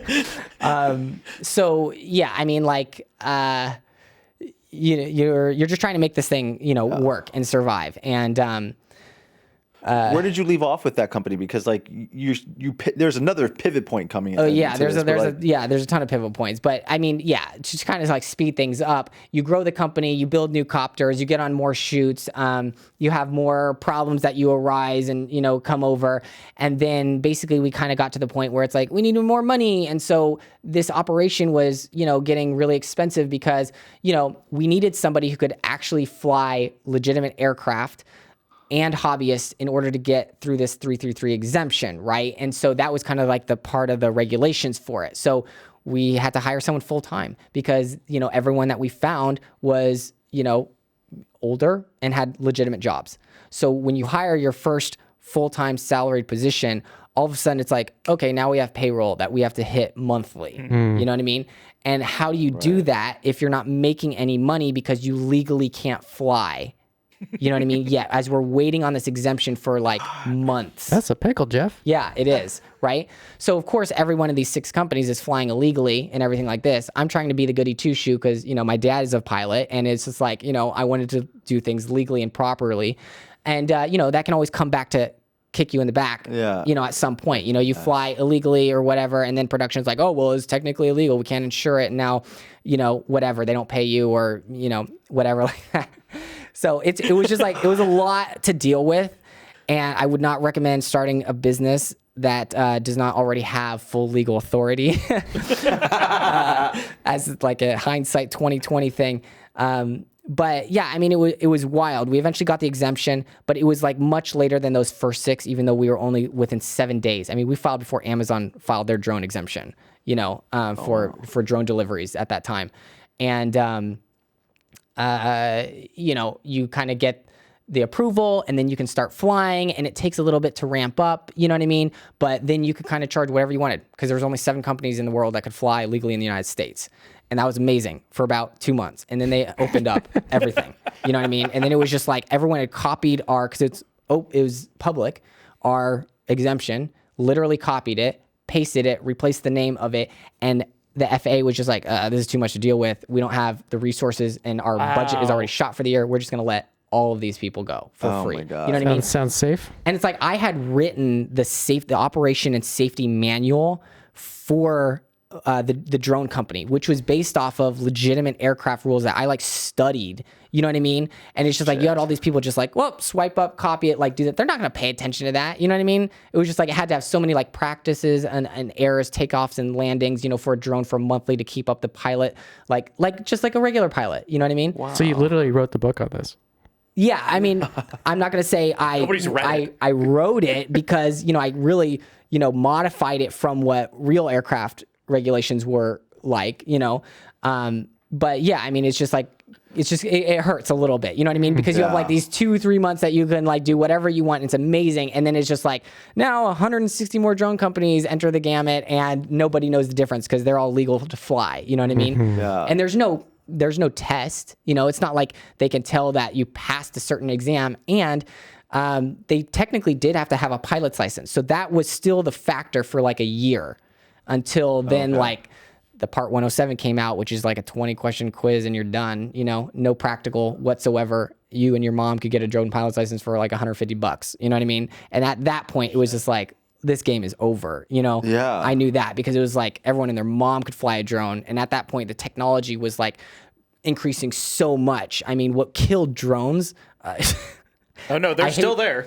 I know, but what killed the drone industry of making money, I hate to say this, but is like Claudio Miranda. Is like, as soon as he came out and he was like, the Inspire's as good as the Alexa, it was like, there goes all the heavy lift jobs. Boom. Done in one go. I mean, like he had partnered with DJI, and it was just like over. I mean, like it was like you had cinematographers who were like, we have to fly the Red. That's why we would get the call, because we were like the big drone people and everyone knew us for that. You know what I mean? Whereas like all these other 6 or whatever like this could only fly DSLRs. They thought they could, and they would crash, and then we would get the call to come in. We would fly the Alexa. We'd fly 3D. We'd always do like the hardest stuff. It was like never an easy shoot. You know what I mean? Man. But that's what happens when you like try to like reach for the top. You know what I mean? It's just like you get all that. So you're figuring out all these workflow things, and like the Independence Day resurgence thing. Like I got called to do that. They flew us out for a test flight of this thing, and you know, that is wild because it's like you get down there and it's just like you're standing like right next to Roland Emmerich, who you like, you know, love and adore from his movies, and you're just like, this is so crazy. It's like, you know, it's just like right out of film school, like a year later, and you're just like, what would you like to see? It's like, you know. And, you know, he's German. He's like, you know, I want you to fly as fast as you can next to this like moving car, you know, because there's going to be for like the end chase scene if you've ever seen this thing or whatever. And it was like, so drones can go about 35 miles an hour and not 100, which he's used to because he, you know, books helicopters. You know what I mean? It's just like with legitimate gimbals. So, you know, obviously this was not the right tool for the job at that time. So needless to say, we didn't get the gig, but it opened up our world a lot in terms of what was needed on that top end in order to make this legitimate. And that's what I strive for. While everyone else was going after the low budget productions and just like, aerial shot of Brooklyn or whatever like this, I was like, we need to be able to make this thing fly 60 miles an hour, like 2 inches off of the deck. You know what I mean? To track a car. And the gimbal has to be strong enough to be able to like pan around that car. And that was the biggest problem with drones at the time, is the pan motor could not handle the forces that the copter was flying with this big, there was just like an incredible amount of problems as you scaled up in drones. Needless to say, the motors had to get bigger, and that led to the copter weight getting bigger, and you could be max 55 pounds for this 333 exemption. You know what I mean? There's just so many components, so many problems to solve. And it was awesome because it was just like, it really got your mind working, and it really got your problem solving skills going. And I mean, like, we had talked to professional after professional after professional. And that's when I kind of learned how to hire people to do things, And so when I got into, the app stuff or whatever, it was like, okay, I'm just going to go online, search this. I kind of know how to like figure out to find people this, but like software is whole different arena of things versus hardware.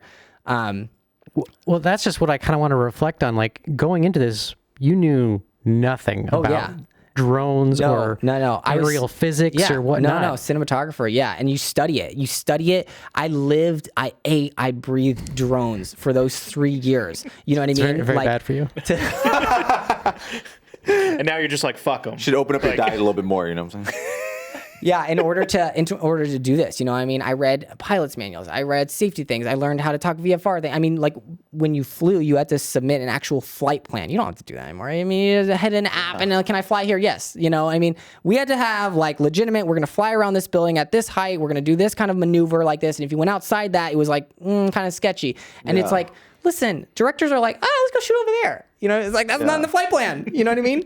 Do you feel like that's a big thing as being like the avant-garde through the first one through the door? Like, it, you pave the way for everybody, but in a way it kind of, you kill yourself because. Absolutely. And like, that's what I was saying about that, Independence Day resurgence thing is like, that's when I realized like we had to be in a moving vehicle in order to shoot a moving shot, because that's the best way to be able to like, eyes on the copter, right? Because if you're just like flying it, all of a sudden it's 100 yards out, you can't see parallax. No way, no way. And then I had the pilot outside the tent trying to like fly this straight line, and at least that's important, right? But then I'm in the tent and I'm yelling at each other, things loud. Then I was like, we got to get headphones, like Comtex or not Comtex. What is the thing that everyone uses? Comms, just clear comms, yeah. Clear comms or whatever. But the thing is, like, so then I started researching it, and I was like, oh, this is all in 2.4. Everything on the copter is 2.4. The video's on 5.8. Now your headset is interfering with your it's like, camera. Okay, we're not going to do this, right? So I found these guys, EarTech, and EarTech worked on like 900 megahertz, and I was like, this is the jam. So I get it, and I remember as soon as I posted that first like Instagram post or whatever of us using these EarTechs, being like, these are amazing, and then it was just like, next day, everyone and their mom had EarTechs. You know what I mean? So I will take credit for that one, because like I definitely got everyone into that. And so now every drone person in the world, had EarTechs, but you needed it in order to like talk to each other. And they were always on, because you can't press a button, right, in order to talk, because you're flying. You have eyes on, And man, if you had affiliate links back then, man, you'd be killing it. Seriously, yeah. No, but I mean, it was just like, all these things that you had to do. Then I needed to see an FPV of the copter so I could see what he's doing, so I could like, pay attention to all this stuff and whatever. So anyways, technology kind of goes like this as the price dips dramatically like this, and then everyone can enter. And then once everyone's in it, then it's over flooded and oversaturated. Then the prices dramatically drop. As you saw, exactly the same thing happen with the 5D. Right, the 5D came out, and all of a sudden, the price of camera went from $100,000 to like $50,000 when the first Red came out, and then that disrupted the whole industry. To now, it was like, $5,000 or $3,500 for a 5D, and you're getting the same quality. You know what I mean? It was just like it just wrecks the industry for a while, until people realize like, oh, you actually need lighting to make this look good. You can't. It's just not about the camera. You need somebody who actually understands a storytelling shot, how to set it up, how to frame it, mise en scene, all that. So, the industry will recover from all of these new technological advancements. And it's not like, there are movies on shot. Movie was such a disruptor. I love that tool. It was epic. And everyone thought it was going to kill the Steadicam. Yeah. Do you have a Steadicam on all your shows? Most of them. Did it kill the Steadicam? No, it's another tool. Yeah. You know what I mean? And I think that's very important. It's like, nothing is going to kill everything. You know, it's another tool. It's a different way of working. You have to be able to like use that when you can or to your advantage. I think that's a really good point where it's not even, it kind of goes back to what you were saying about film school, where it's like you're looking at these things about like how to light, you know, blue and orange together, and it's anybody can get this stuff. That doesn't mean they're going to use it in like the way that makes it work best. Yeah. So totally. yeah, sure. Let everybody buy fucking everything they want, but you still need the good technicians to make even the cheapest gear look good. And that's the sad part about today's reality is that, especially, and not to get this into like a, you know, Debbie Downer kind of situation, but especially since COVID happened, I feel like the shift in production has gone away from recognizing that talent on set and realizing that people, you know, like actually make the shoot work. Yeah. And now they just hire us out like, you know, expendables, you know, and it doesn't make the crew feel good and it doesn't make us want to work. Or spark creativity. Yes. When you have a happy production, there are things that people will do to go out of their way to provide for the production. They'll look out because they're being paid well. They're being, you know, treated well, and they feel respected enough to like care. It's just like if, you know, in the old days, before 2020. The before times. You know what I mean? It's just like, oh, you know, you're looking around on set, you're an electrician or like that. Oh, you see a cable in the shot? Great, you're going to go over and like do that cable. Nowadays, it's like, listen, tell me that cable's in shot. You know what I mean? Yeah. Because if you're going to be penny pinching me on every little thing, then you're going to have to fight to get this done. Yeah. You know? Because it's just like, why should I go out of my way when I know you're going to make millions of dollars off of this and you're going to like come at me for like a $50 kit fee and you're going to try to make it $25? It's like, really, $25 going to kill you? I know. You know what I mean? So it's like, okay, fine. You tell me that the cable's in shot, you know, not to be like that guy, but like, seriously. You're not going to be more helpful than, you know what I mean? Yeah. So I think that's like a big lesson that producers need to be aware of is just like, listen, keep your crew happy. Yeah. You know? Really, treat us with respect, and like you will have a much better production because of it. You know what I mean? Allow that camaraderie. And I think that's what killed the film industry and working in it and the fun of it, because in 2020, it was just like, stay 6 feet apart. Don't talk to that guy at lunch. We were all on separate tables eating by ourselves. Couldn't talk to anybody. Don't talk to him. You know, you're going to make him sick. You know what I mean? And it's like, you know, you can't do your job. Yeah. You don't get to have those fun conversations with people. You don't get to interact with the crew. And the whole dynamic changes. It's completely different than like the film school approach where you're all like living together and like creating these things, and the synergy is going to like now you're completely separated. It's just a job. Yeah. You know? There was that brief moment when crews got really small and we're doing like multiple roles. And I was thinking like, oh, wow, this means rates are going to skyrocket.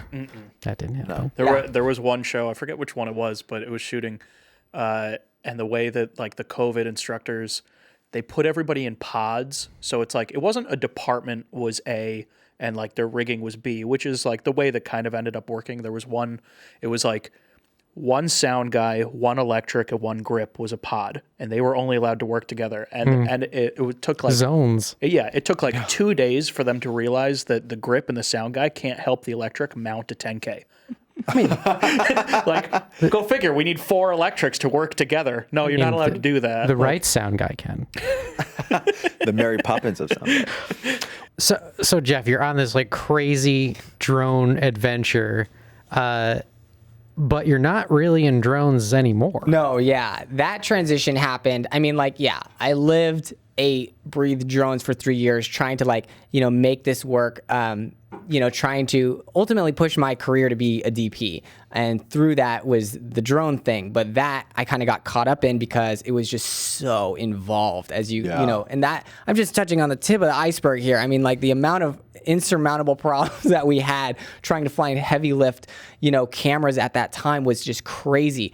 But, you know, just to kind of like sum it up, it was just like, you know, you're on this journey, you're figuring out problems, you're going on shoots, you know, some are very successful that bring you other places or whatever, and some are, you know, you have problems on and you work through those problems as you learn to, you know, fix the copter and do these things. And, you know, I'm learning how to, you know, be an actual aerial cinematographer, which is like, you know, coordinate awesome shots in, you know, 3D space.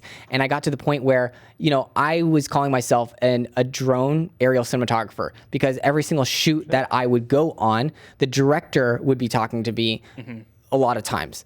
And how do you get this shot? And I realized that's how it works, you know, when they hire helicopters. It's like you have the aerial DP. You know what I mean? Yeah. You have the DP of the film, but then you have the aerial DP, because it's like two completely different things, you know? They know how to coordinate in a helicopter, you know, shot to be what you want the director. So yes, I talked with a lot of DPs, but a lot of times I talk with, you know, directors, you know, right up there. And I did end up editing that Chernobyl footage, and that did kind of win us a big award at the first drone film festival, and that kind of also helped, you know, get us on bigger shoots. And so we were kind of getting on bigger and bigger shoots, and it kind of like got all the way to the point of like we got on Fast and the Furious 8, which was like epic. And it was like the first major feature film that I had worked on that was over, I mean, probably at that time for $50 million. I mean, this is like $250 million. The one where feature. they fly the tank.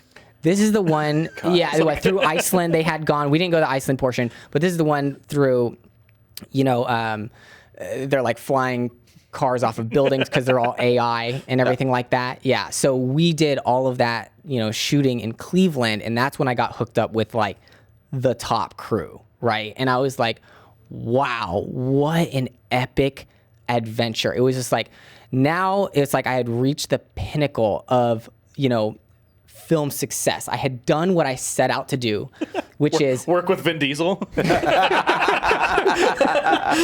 it's work at that like top echelon. Yeah. You know what I mean? And it's like in a position that I was of notable substance on it. You know what I mean? I can see my mark on that film when I watch it. I know what shots are mine. Oh, cool. You know what I mean? And how we did it. And I remember, I mean, that was incredible. I mean, the late Jacques Haitkin was the second unit DP on that. And I consider a mentor, because he taught me so much about like cinematography and doing the storytelling shot, you know, every single time. And I remember on that film, he was like, Jeff, we're not gonna shoot more than, I can't remember what he said. He's like, we're not gonna use more than 13 frames of your shot. So you have to get me the best 13 frames at the right time. He's like, you fly too soon, you're gonna crash into this car as it's flying out of this building. You fly too late, it's unimpressive, and I'm not gonna use your shot. So it's like, when you have to like hit timing like that at a precise level, that was in crazy coordination, because you're dealing with like the latency at the time of the wireless that was not figured out at that time. You know what I mean? So it's like you either had really good wireless, but it was terrible video quality, or you had like super high latency, but it was very good video quality, which is kind of what you needed. You know, so I had two cameras on the copter that I would like look at to try to do that, but that throws off your timing, because it's just like, okay, go. And then like, what if the AD's like, okay, and we're gonna go on 3. So, you know, 1, 2, 3, that already messes you up. Yeah. You know what I mean? And so it's just like, Counting is hard. yeah, I mean like, yeah. I'm still trying to get that down. That happened on so many levels, but you know, I learned from him like how to set up an epic shot. Yeah. You know, for the film. And we got some really cool stuff like that. And that was just like my, you know, boom, I did it, I made it, I set out what I needed to do, and I want to continue this. And that's when my whole company fell apart. Oh. Because, you know, my business partner at the time wanted to go in a completely different direction. Because as businesses grow, you take on more money by investors who sway your opinion to doing certain things. Yes. And the film industry is such a niche industry that was not the direction that our investors wanted us to go in. And of course, I wanted that. Not so film? Well, what's Yeah. that? Can you elaborate a little bit what the two directions were? Yeah, I mean, it's like agricultural and industrial inspection. Oh, that's right? fun. That is yeah. Wow. that is But- where the so still with a money camera. was at that time. Yeah. And The that's where excitement just gave me chills. that's where, you know, he and the investors wanted to go to make the ultimate amount of money. And so we had put a lot of energy and resources to that division of where we were trying to go. And I was very against it. The basically. creative kind Yeah. of disappears. Yeah, totally. So basically I left my own company at that point. And Crazy. yeah, it sucked. It's like when you start a business, you just have to be so careful about who you choose to partner with. Yeah. And if you can, don't take any partners, because it's very hard to, as things get bigger in a company, come to terms with the first, term sheet that you put out. Mm-hmm. You know what I mean? It's like maybe you start a business and it's like, okay, this guy's owning 50% and this guy's owning 50%. At some point, as that business grows, one person is going to be doing more work than the other person ultimately is. Mm-hmm. And because of that, there is this dynamic shift, and one person thinks they're getting paid not enough, and the other person thinks that everything is fine. And when that hits, okay, that's where companies explode. And you see that all the time, because Paul Allen, the late Paul Allen, who is the co-founder of Microsoft, wrote this, book about that, and, working with Bill Gates. And you see that with, Steve Jobs and Steve Wozniak, so it happens on every single level. I think the difference is a lot of times it's like, you don't hear about all of the small businesses that go through the same thing. So, those guys got paid out very well. I don't think Steve Wozniak is doing, I don't think he's too upset. But it's definitely something to be aware of. So anyways, my company basically imploded at that point. I got out. It caused a lot of legal troubles, because when you have a business that big, how do you separate a huge entity? You know what I mean? And things like that. It was not fun. So that is crazy though, that like a vendor that's supplying movies like Fast and Furious just vanishes.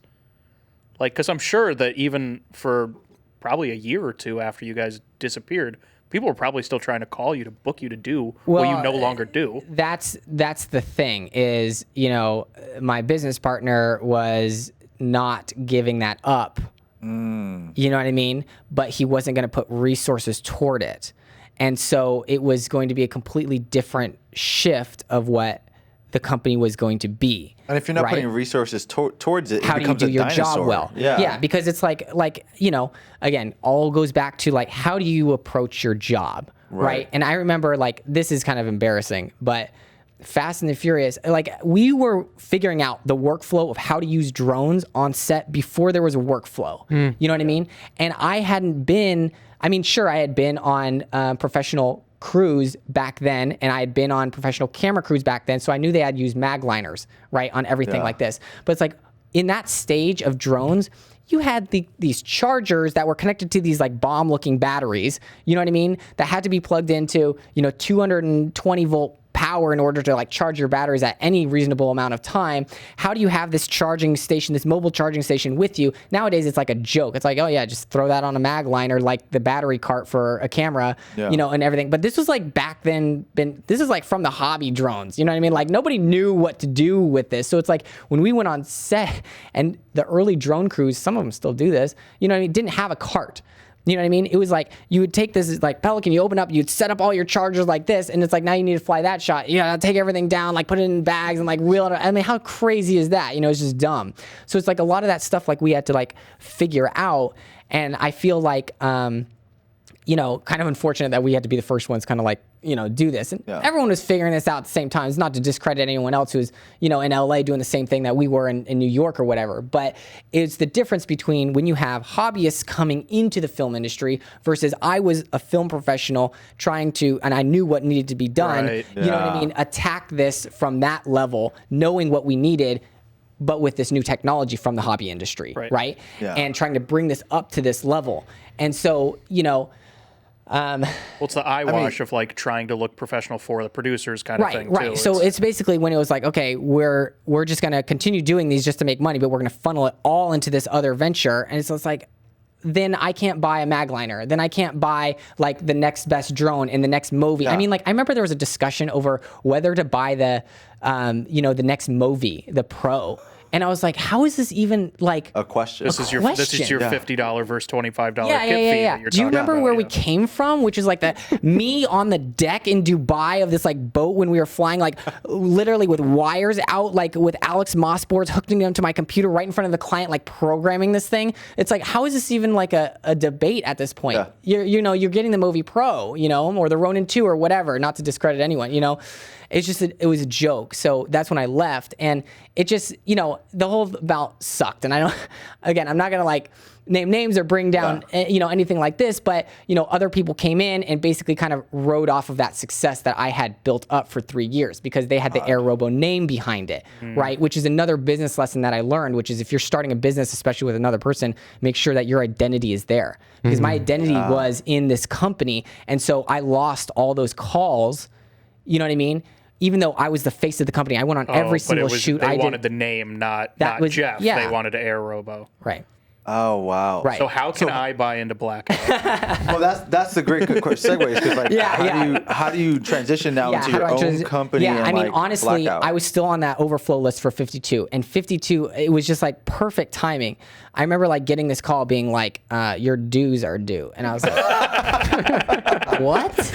You know what I mean? Like it was like right. Look, I'm not even in. My whole company was falling apart. I was in Italy flying at that time when I was like, "I'm out." And I get this call across seas from 52, like, your dues are due. I'm like, what do you mean? I'm not even in 52. And that's when I realized that this lawsuit had been settled and they had walked everybody in who was on this like overflow list. Who was crazy. Yeah, for the last like 3 years. And I was like that first group. So I had basically just gotten into 52 through this like lawsuit. But you know not what even I mean? trying. Well, I mean, I Trying had pretty damn hard. You kidding me? I did, yeah. I just didn't make it through the votes. So you're saying what that I mean? So I they got rid of shouldn't have that. been in 481. What I should have done is just been an applicant. And Just right, and you did something else and come back to it. So anyways, I got into 52, and like I said, 3 years previously, we were figuring out the best ways to optimize Kino flows, to get on set faster. And when I got right Such back a into different set, world. yeah, Holy it was just shit. like, what is this like? It was like cardboard with Velcro on it, and we were Like just that? like, we were just like putting it up there, and I was like, that thing's gonna hold? Like, holy smokes! It's like, as That was bright. chloroplast, not corrugated cardboard. You had like Come this on. controller from the ground which you could dial in the color temperature, and I was like, holy smokes, this is nuts. You know what I mean? Like, wow, what has changed over the last 3 years is crazy, because I've been in the camera world so much. I knew every single lens, every single camera, because I had been with huge DPs at this point, figuring out the best optics for the optimal drone shots. I'd been studying that so intently that I hadn't focused on lighting. And, I remember in school, that was always like a big thing. It was just like, how do you make this look good? And everyone was always focused on the cameras and the shots. And, people made things look good because they shot in natural light. But when it came down to it, what you shoot half the time, you have to light, for every other feature film and everything like that. And the people who knew how to light really separated themselves out. So again, if you get into film school and you want to become a cinematographer, do not focus on the cameras and the technology. Like, that's a waste of time. Any camera, any technology like that is just going to keep coming and going. What it is the art of how you shape that light, how you set up that shot, what angles to look for. That's really what you need to focus on. Study the movies, go shot by shot. You know what I mean? Like, look at how, how they're bringing in this character into the scene. I will say framing and camera movement is a big part of that as well. But yeah, that's what I'm saying. Yeah. right, yeah, okay. Yeah, but it's interesting to me because it clicks in my mind that makes sense, but I never would have thought like, oh, you know what? Let me focus on the lighting aspect of it more. I think what you're trying to say is that don't focus on like whatever camera model. Yes. Is like the technology that's at the peak right there isn't the important thing to focus on. It's it's focus on how you're supposed to use what you have at your disposal. Exactly. Yes, exactly. It's exactly what I was saying. Yeah. It's about framing. It's about setting up the shot. It's about that storytelling of like, how do I appropriately, move and change my cinematography as this character degrades, from like maybe static shots to like handheld or whatever, and use that, in your cinematography. It doesn't matter what camera you're using now. They're all, virtually the same. People are going to hate me for saying that, but, to be honest, iPhone like, cinema mode. you know what I mean? To be honest, it's like, I don't even look at the cameras of what we're on nowadays because it like doesn't matter to me. I mean, we could be on the Sony Venice, 2 or whatever, and we could be on an Alexa or we could be on a Red, It's just a preference. it's just a camera at this point, you know what I mean? Whereas like lighting is changing dramatically. So I learned that as soon as I got out of the drone industry and left. Obviously I did it for a little bit longer. I got fortunate to like carry some big contacts through. I was able to do Avengers. I was able to do like Bad Boys 3, but when I, started losing those connections because I didn't have a company anymore attached to me, then, I would just day play as an electrician in Local 52. And I got on a lot of big sets, and that when I got in, now you could stick with crews, and now you could, you know, be trusted by certain crews to go up and everything. And that's when you start to like really further your career with a group of people. And that's where you can start to learn more lighting. And that's when I kind of got introduced to lighting consoles, you know? And so I remember, you know, being the Luminaire guy and being like, wow, this is so cool. You can control lighting from an app. And I'm like, this sucks. Like there has to be a better app out here than this. Can you talk a little bit more in depth about that? Like as somebody, it's like you get on a crew. Yeah. Usually it's like when you join a crew, you know, the gaffer, the best boy, the lighting, like the board operator, like those guys have probably been working together. And it's like, it's usually the thirds that kind of rotate in and out. Yes. How do you move from, okay, I'm a day player. Now I'm on your core crew. I want to be your board op. Like, how do you do that? Slowly, unfortunately, because a lot of those relationships in 52 are like so set in stone from like years of working together. You're not going to just take over someone's position, you know, like that, whether or not you can do it better or not. You know what I mean? So, Well, to your point, like you just used the word relationships. Yes. You know, it's not like because you're the best person for the job, your resume speaks for itself and now you're the guy. It's just, yes. you just got to know the guy. But like, did you you waited until like a different third split off and made their own crew and you became his board op? No, or like, I mean, like, ultimately, it's like you shoot a tandem, you know, two completely separate units. crews at the same exact time, and they need someone last minute. So you're like, oh, I can do that. You know what I mean? And you step up. You know what I mean? And that's kind of how things grow. And then you do more and more because the shoot's getting crazy. And now you have tandems, you know, every day of the week or every other day of the week. And now it's like you're the second guy. And now people realize that, okay, you can do this. So then you get hired on another crew to fill in for this person. And then you start filling in everywhere until you kind of land somewhere. You know, Wow. Okay. But I never wanted to land anywhere because I was always like, this is temporary because I'm going to get back into drones or I'm going to like go into camera movement again, you know. But at that same time, it was very interesting learning about this new lighting. And, you know, the Sky panel had just come out. And it was like, whoa, this is epic. Because now all of a sudden in the film world, you know, we don't have movers, you know, hardly ever. I mean, you did. And when you talk about lighting, it's like... now they're everywhere. Yeah. But when you talk about lighting, like there are guys before me, you know, doing the drone thing, you know, as an entrepreneur, kind of like building up this in lighting at the same time I was doing, you know, drones. Yeah. So it's like I cannot take credit at all for any kind of like lighting, you know, entrepreneur kind of thing like there. But, you know, I saw people using these ETC consoles on set because that's what we kind of use here in New York, which is different than LA and Atlanta and stuff.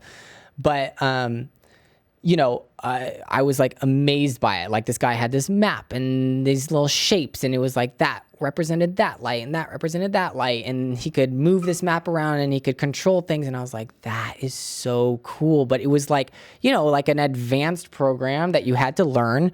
You know, you remember learning Final Cut or Adobe or whatever. And it's just like when the first time you open that screen up, you're like, holy smoke. I don't even know how to import a project. You know what I mean? And like, I've been so used to Premiere and, you know, sometimes I dabble into DaVinci or whatever, but like I opened up iMovie the other day just to be able to like cut one tiny little thing together. And I remember opening it up and like half of the thing is like imports and I'm like import it in there. It's like so easy to import. And then it was just like you drag it in the timeline. It was like, great. It's like now I wanted to add a title and it was just like, the title that I was trying to add, it like wouldn't do what I needed it to do. And I was like spending like 30 minutes. I was like, fuck this. I'm just going to go back to Premiere. It was just like, you know what I mean? But it was just like, it's intimidating to learn a new program, especially, you know, like a complicated one. And once you get in it, you kind of like don't leave it, you know what I mean? Or you kind of grow with so it. much time learning this thing. Yeah. Now I can't just throw that away. This is like, you're older now. You like, you don't want to waste your life or whatever. Exactly. Yeah. It's just like such a funny thing with like software. So anyways, I dive into, you know, learning ETC stuff. And at the same time I'm learning this, I'm like, this is like, first of all, way more complicated than we need this to be. And second of all, it's just like, this is like, we don't even use 99% of this board. Right. You know what I mean? Well, can we talk about that? Like the reason those are for like rock and roll and like live events and theater. And exactly. we're not ETC is doing mainly that. for like theater stuff. Then you have like Grand MA, which is another lighting console, which is used for like every major lighting live event ever. So it's like, if you're on Taylor Swift, you're using an MA. You know what I mean? And then you have like there's moving lights and there's hundreds of lights. Exactly. And They've been doing this we for have a long 12. time. Like coming into the film industry is a joke at this point. You know what I mean? And that's the thing, you know, half of the technology that we get in film is it's already been used and utilized in other fields way more than us. What's innovative is how you bring that into the film world to make it efficient and a workflow that can sustain the quickness of on set.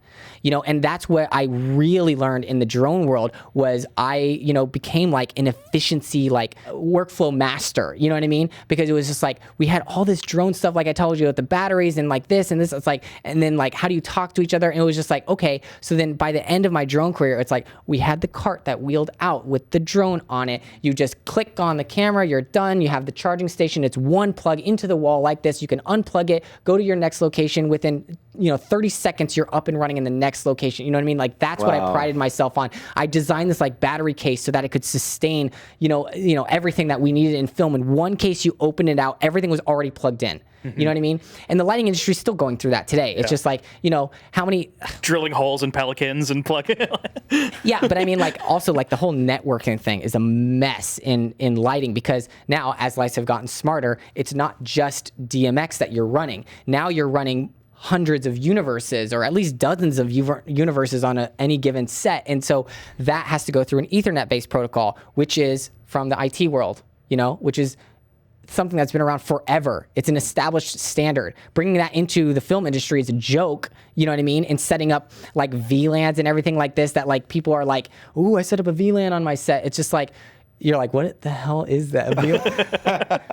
But you know, it's also like you're talking about. It's like these other industries that have never overlapped with like there's a gaffer that's working right now that's been doing this since the 70s. He has never been in an IT world. Exactly. How are you going to explain this to him? Yeah, exactly. But the thing is, how do you then take that technology, bundle it up into a deploy and go kit or set? Yeah. You know what I mean? And so it's like that's what we're doing in the lighting industry now. That's where all this innovation happens with like the transmitter receivers. Now it's like you don't have to set that up. Most of the lights have receivers built inside them, and you just need this transmitter. And that's kind of where I was going with this. I was like, you have this cart. This most of the time when I was in 52 learning this console, you would pull out a table and then you would set this like, you know, 30, 40 pound console on top of it and you were stuck there. Yep. And usually they would put you in a room way back there. You couldn't see the set. You know what I mean? You had absolutely no idea. You were lucky if you got a monitor from camera. If Loudest dimmer rack behind you, just humming all day. Exactly. You were lucky if they like ran you an image from monitor. And when you got on those users, you're like, wow, I am living the life. You know what I mean? Like I can see what I'm controlling. You know what I mean? And I was like, you have to get the dimmer board guy out of the dimmer room. You know? Yeah. And that was kind of where I had started. So like when Luminaire came out, I was like, this is like dope because you can actually like have this on an iPad, kind of walk around, and the Rat Pack AKS had come out at that time. And it was like, oh, just Wi-Fi to this and get it going. And it was just like seamless, you know?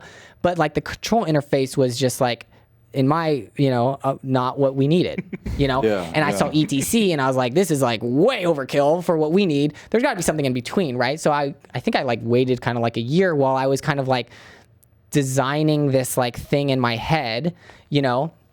And after like, I was like, no one's gonna come out with like a mobile version of their like console. And that's when I realized like all these console manufacturers are like so tied to their hardware because that's their business model. You know what I mean? That like, well, and film is such a small set, like you said. It's like it's live they don't events care about and theater. that. Yeah, exactly. I was like, the software, I have to do something, right? So I remember just like on set of like The Americans, like sketching this like app design out of like what it could look like on one screen. Paths. I was on The Americans for like 3 years. Okay. I mean, I was really just on like the last season 7. And so I like sketched this thing, and to this day, it looks very similar to that. Oh, awesome. And I had tabs on the bottom. I had this sidebar idea, and I was like, that would be so epic because then you could be on one screen and have everything here. Whereas when I was learning ETC, it was like, I think I spent like a couple hours figuring out what tabs I needed open to see the information for my lights. Because when they start you, it's like blank. And you're like, how do I see what fixture 101 is at? You know what I mean? It's like, how do you get to that map view, And so that's what's always been drawn to me. And so like the first version of Blackout that I drew was like this map version of it.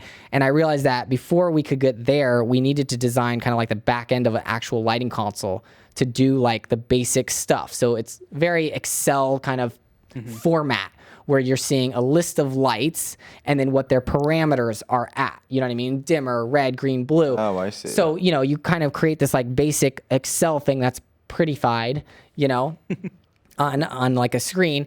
And I, through, online decided to kind of like hire somebody to take this like pencil sketch that I had, which I didn't realize at the time, but it's basically UX, right? User experience design. Yeah. Right. And then there's UI design, which makes it look pretty. So I had hired a UI designer to prettify, make it look graphically nice, my UX design.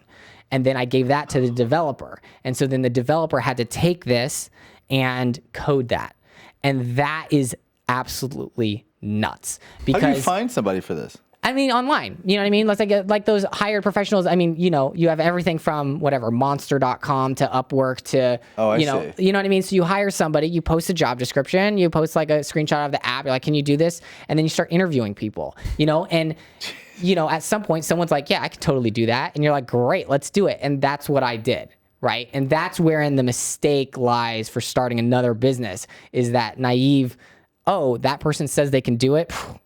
They can't do that. Well, they probably have no idea what you're trying to achieve. Absolutely no idea. All they're doing is code. They can do, that's another thing, is like you need somebody who absolutely understands what we do to like the nth degree to be able to then code that for use on a film set. So it's like I got so deep so quickly into lighting consoles because it's like when I tell this fixture to go to full, what does that actually mean? That means that the dimmer needs to go to 100%, which the value of that needs to be 255 sent on the first packet of this address that goes out in real time UDP to my hardware. Obviously.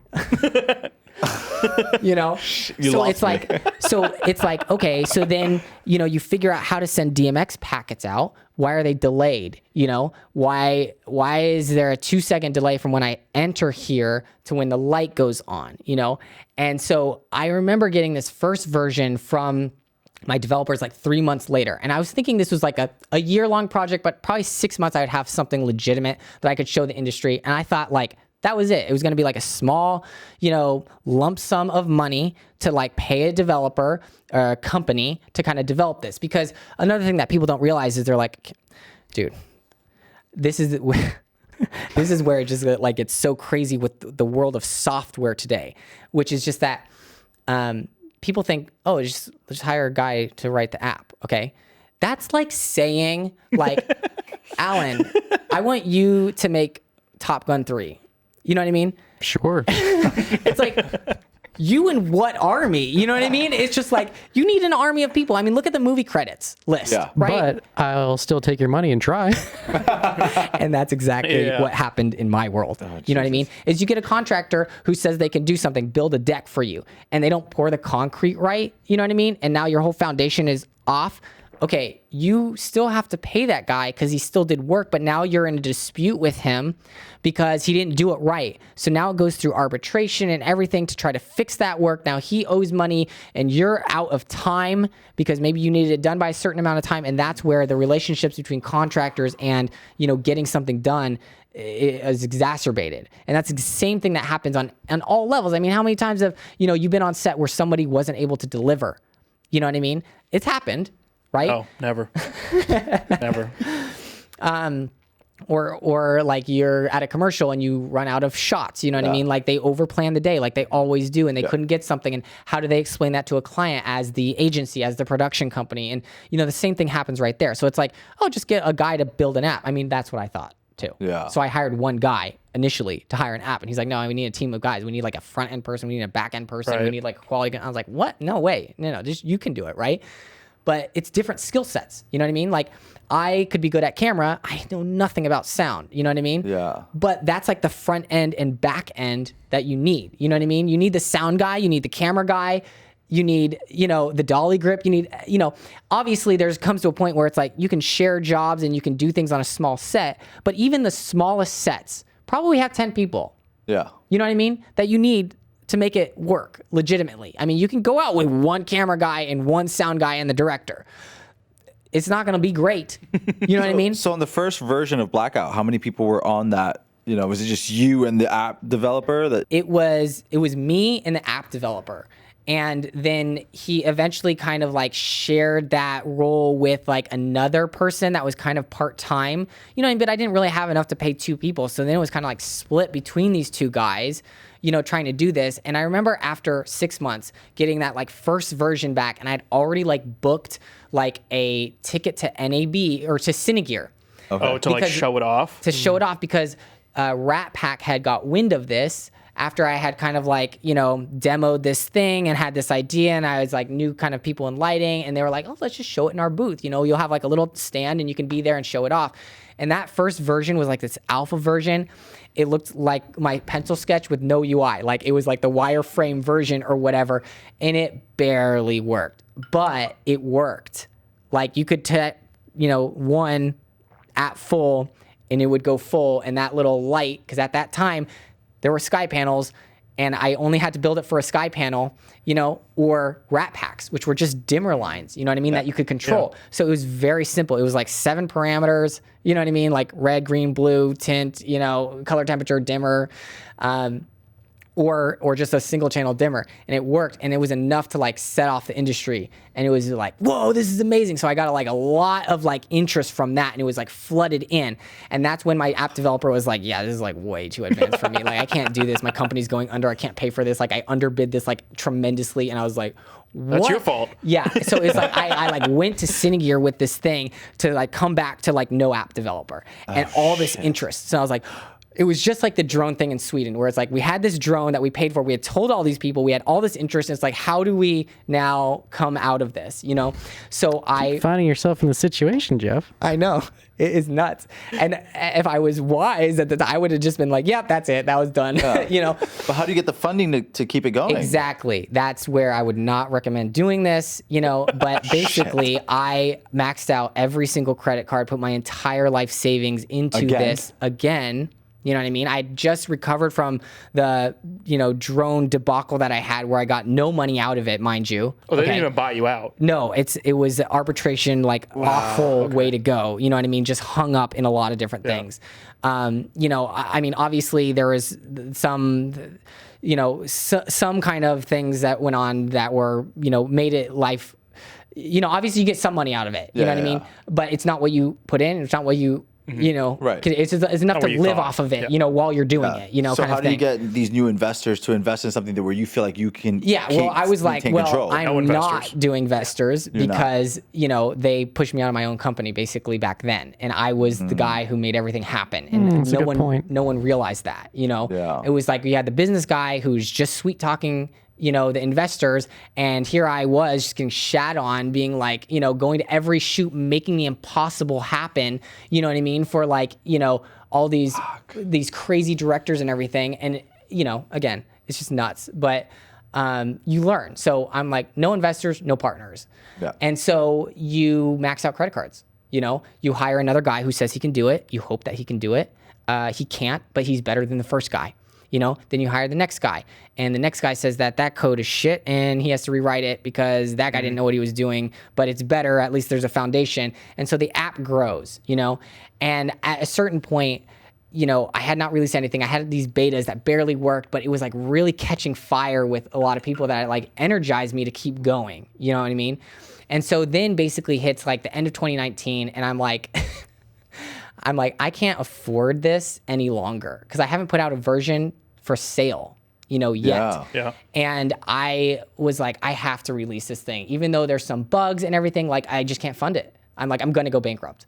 So you're trying to tell me that lighting companies have never released anything without bugs in them? Because I love some lighting user interfaces. They're fantastic. Absolutely. Yeah. So, I mean, yeah, I released this buggy app first version or whatever, and it was amazing. You know, I mean, like I had users who understood it and like could work around the bugs or the issues or whatever, but it was like an alternative to Luminaire. And that's what made it interesting for people because it was a totally different approach. You know, like I did with the drone industry. I built around the cameras that I knew we wanted to use. I wanted to fly the Alexa, so we built the gimbal around that. We put the copter around that spec. You know what I mean? So for the drone, for the Blackout, I was like, these are the lights that we're using. How do we make this so seamless and easy to pick up and use for everyone in our industry? Right. You know? Luminaire was like, that's proprietary, right? Like they have their own transmitter and stuff like that? Like No. It was just NTech stuff. That was just okay, off the shelf stuff. It's just the app. Yeah. How did you release this? Like, what was the push for it? Was there like marketing? Is it just No marketing whatsoever. It was like literally had a couple Instagram followers and whatever, and that is all through word of mouth. And that is so this business is it's just word of mouth. Yeah. Like to this date, I've done very, very little marketing, and I need to do more, but I just don't have the capacity for it. Yeah. Can you break down like what is the entry level to get Blackout? Like how much does it cost? What do you get with it? And then so when what does it do? When I first released Blackout, I set the app for $500 for one universe, which is insane as an app price because everyone thinks apps should cost $1. You know? Yeah, but it's like a one-time buy, and you have. It was a one-time buy. One-time buy. Which what's the cheapest board? The cheapest board that you like, could get, I mean, at that time. And I'm not talking about like a 12 little, yeah, like a 12 DMX fader, dimmer. I'm not talking fader about board that, was a couple $1,000s. Yeah. I mean, like legitimately, the cheapest way was like getting, you know, what people were doing with like the Nomad setup, which is kind of what we do, which is like, you know, getting a little dongle from ETC that could run their software and output one universe. You know, at that time was like $600, but then you'd need the computer to run it, which was, you know, a computer $1,500. And then it was just like you just had that. Then you needed hardware to go from that. You know what I mean? So but then like you have a laptop and this dongle and thing, you know what I mean? It wasn't like, it's just cobbled together. yeah, it wasn't clunky. And, you know, yeah, it's clunky. It's not touch friendly, you know, in the way it needs to be, you know, for like a screen of like that. So you need another screen. It just builds out and it gets crazy. So, you know, I was providing something for convenience, and I was like, this is what we need on film sets, and I think we can push this. And I got so much blowback from that price from people being like, how dare you I mean, it's a charge virtual this? board. Like, Yeah. if you really want to break it, it's a full board. Yeah. Yeah. What were people saying? Like, Oh, I got so many hate mails being like, people were like, how dare you charge this in the industry? I can't believe, how can you put out an app like this? I was like, bro, you don't even realize how much money I spent on this. Like, this isn't even gonna cut close, you know what I mean, to like breaking even, you know what I mean? Like, this is crazy. Like, what are you talking about? And I just stuck to it, you know? I mean, I had so much pressure from manufacturers being like, you can't put out an app that much. Luminaire is only $100, you know? And I'm like, well, I'm sorry, but I think mine's 5 times better than your Luminaire, at least. Ooh, snap. but you know what? You did get people that purchased the app. I did. Yeah. I got people that purchased the app. There was a lot of blowback of it, but as it started to get used, then word of mouth got, oh, have you tried Blackout? It's way easier. It makes more sense in our film industry or whatever. And it starts to snowball. When and was starts to this? grow that. This was before COVID? I had released the first version, paid version of the app, basically at the beginning of December 2019. Okay. Wow. Great time to release. Yeah. Because then, you know, 3 months later, the whole industry shut down. So it was like, okay, we're starting to get sales. Then it was like no film production. Yeah. And it was like, but I had this interesting opportunity because I could try to still develop the app Yeah. and use this time, this downtime to kind of like further this as like this buffer. But I'm not making any money because I'm not working on set. You know what I mean? So it's Right. now I'm pulling out more loans, you know, trying to get this thing going, but like further the development of it.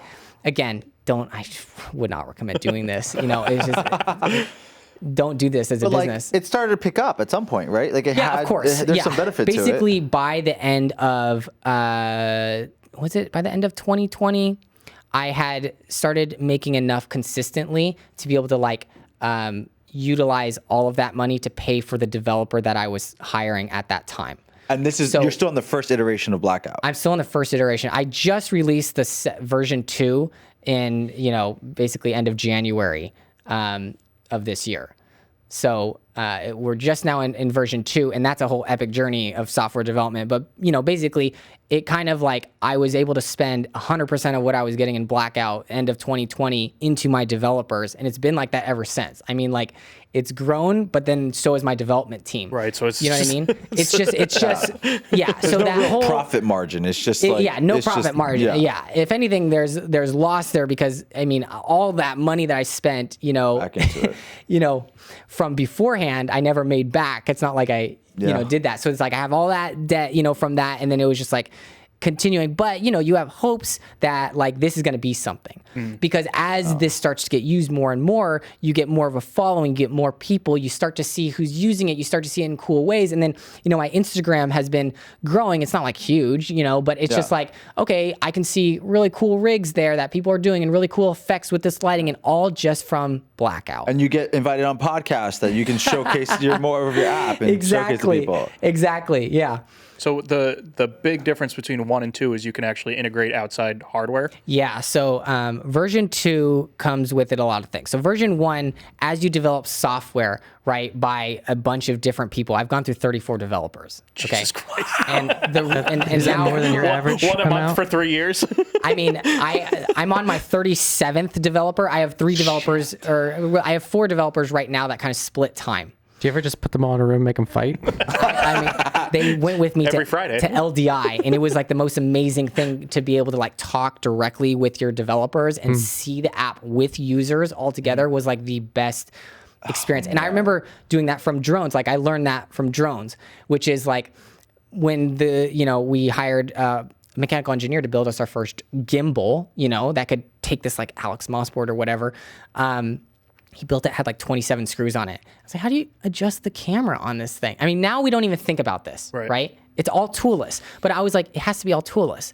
And the guy was like, this is going to be so expensive. Yeah. I was like, it doesn't matter. It has to be all toolless. Have you ever worked on set? He's like, no, it's fine. You just have like 10 screws and then you can adjust the thing. I was like, okay. So I brought him with me on a set. And I was like, here comes the AD. okay, Phil, you're going to be the tech today. Let's see this. And of course, we're flying every day, and we're flying all around this like, lake house or whatever for lake house bargains or something like this. And it's like the camera needs to adjust because they're gonna get a different shot. And I was like, okay, Phil, you're up. You know what I mean? Sun is setting.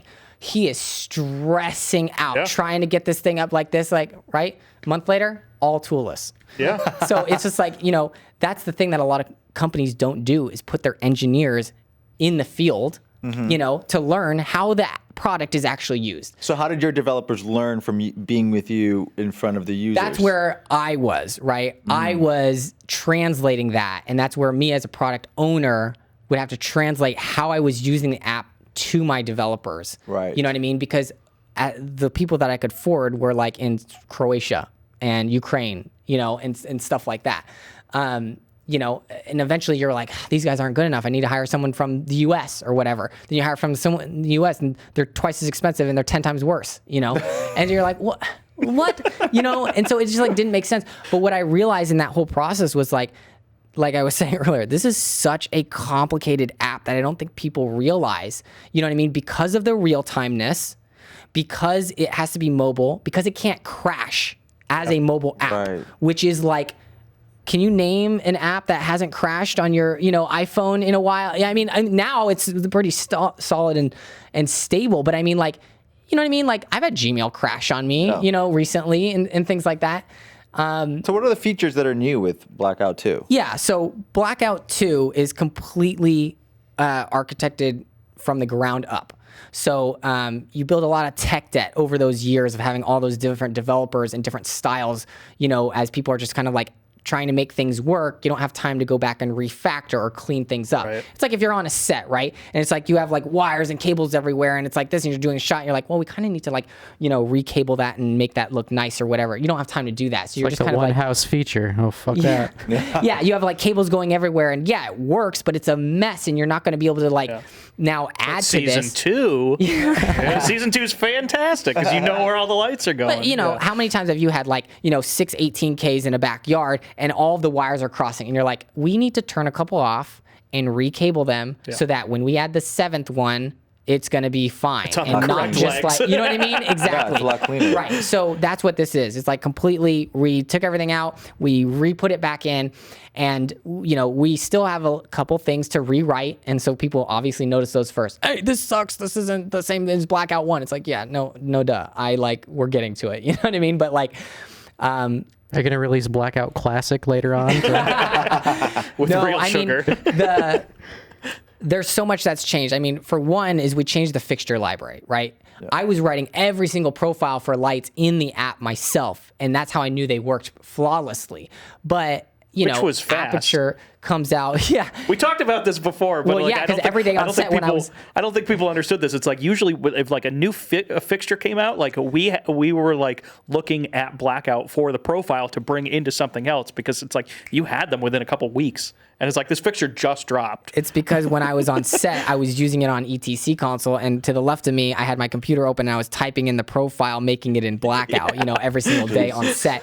And, you know, I can only do that so much. And then it's just like, you know, Aperture releases like 3 new lights, and they each have like 30 modes. Yeah. You know, that is an insane amount of data entry to like, you know, input. Astera's got like 170 different profiles. Exactly. Yeah. But to be fair, they're all the same. You know what I mean? And that's cool now that fixture product lines have started to unify like that. You can use the same profile across all of their lights, like the Felix lights, like the Cream Source lights. That's dope. You know what I mean? That's what you need. But still, that comes with a lot of modes because now you have all these pixels and everything. Yeah. So I had written, you know, a couple thousand, maybe 1,500, you know, profiles myself. And it got to the point where it's like, I can't keep up with this, right? Yeah. So there's fixture database, you know, services that just do this. But they're very expensive, you know? And then their database is completely different than what yours is because theirs is just like a bunch of files and yours is like a modern day app that uses an actual database. So it's like, how do you convert these files into this, right? And that's where my coding journey started to dive because I had hired developers, no joke, for like 6 months trying to convert this like fixture database into my app, and they couldn't do it because of all the intricacies of how lighting profiles are. And because this is the Wild West right now, they have all different profiles and they're not unified because no one has the right spec of this like is how you write a DMX profile. How do they even test if it's working? They don't. Okay. It's like exporting a CSV from like Excel. Like I've never been able to get a CSV from anything and make it work in the thing that I'm importing it to. It's the most garbage file that you can get from anything. Yes, and like that's the thing. They don't test, and that is where that falls on the programmer or the the lighting console operator on all of these sets. And it's like that's another part to troubleshoot. Is the profile even right? Does Blackout allow like a user to write their own profile? Yes. Yeah. So how? I'm not telling you to do this, but I'm curious if you've ever had like this set in LA just got a new light that you've never even seen in New York. This programmer wrote a profile, submits it to Blackout. We have that. So it's a cloud fixture database. When a user writes a profile and syncs it with the database, I see it in my end. I can then modify it and then approve it and it go out. Okay. Right? And so I was doing that for a little bit. But the thing is, like, everybody writes them differently. Yes. Yeah. And you need a unified thing because the whole goal is that if you have 6 different lights on set of different manufacturers and you do CCT at 3200 Kelvin, they all go to 3200 Kelvin. Mm-hmm. But if one person puts that CCT in as like, color temperature adjustment versus like the actual parameter color temperature versus just like, a slider, another dimmer slider. I had like, one guy just making 6 dimmer sliders into one profile, Oh no! I mean, we've run into this because we made our light mats wireless. We built our own receivers and built our own dimmers into them. And what it was a 2-channel dimmer that was basically controlling the cool white and the warm white. But like the first generation light mats are different than the second generation light mats. Yeah. So even though you did 30% warm and 70% cool, you're getting 2 different color temperatures because they use different LEDs. Yes. So it's like you have to meter every single individual. Which nobody has time for that. Exactly. Have you considered a program where if someone makes the profile correctly, you like mail them a hat or something? Right now, I'm just trying to get all of the profiles in sync. So anyway, so there's this massive problem. And, after 6 months of hiring developers and spending way more money than I would like to admit on trying to get this thing to work, I was like, I think I'm the only person that's going to be able to do this. And that's when ChatGPT had taken off. And I was like, I'm going to figure this out. And I had been Don't start. slowly learning yeah. to code, because I had realized, last year or really in 2021, that like, I kind of think I need to get more involved into this because, what I'm seeing is that when I get a new programmer and they tell me the code is shit and they need to rewrite it, I'm realizing that I need to be part of these discussions of like how the data is actually structured. And in order to Right. do that, it's like drones. I had to learn about motors. I had to learn about propellers. I had to learn about things that you would never learn about as a filmmaker, Yeah, because some of that code could be useful to you, and Yeah. he may not think it's useful, but to production, it's very useful. Well, yeah, but I mean, mostly like if we think of like reusable building blocks, that's how code is built, right? So it's just like you can hard code something, which is just like putting all these values in, and it's just like when you spit in, when you type this, when you enter this program, it converts, 32 degrees Fahrenheit to, whatever Celsius that is, right? But how do you make that 32 an adjustable number to the user? Right. You want to be able to run this program and it asks you, hey, what Fahrenheit do you want to convert? And then you type in 100 and then it converts it to Celsius, right? So that is a function, right? That a reusable component of code that can take an input and then output it into whatever you need it to do. And I realized that like my developers were not making enough of these functions, these reusable components in the right way that was taking the parameters that we needed, and they were hard coding so much of the stuff. And that's where that whole like data architecture, and structuring can go wrong in an app because you have enough of these hard-coded spots. You're duplicating all of these code in different you have the areas. same thing written so many times. And it starts to conflict with each other because, you forgot that you wrote it in 7 different places. You need to change all those 7 different places, right? And coding has changed significantly from when I started this app to now. And like, Which is just a few years. yeah. I mean, I think I started this app at the very beginning of 2018, technically.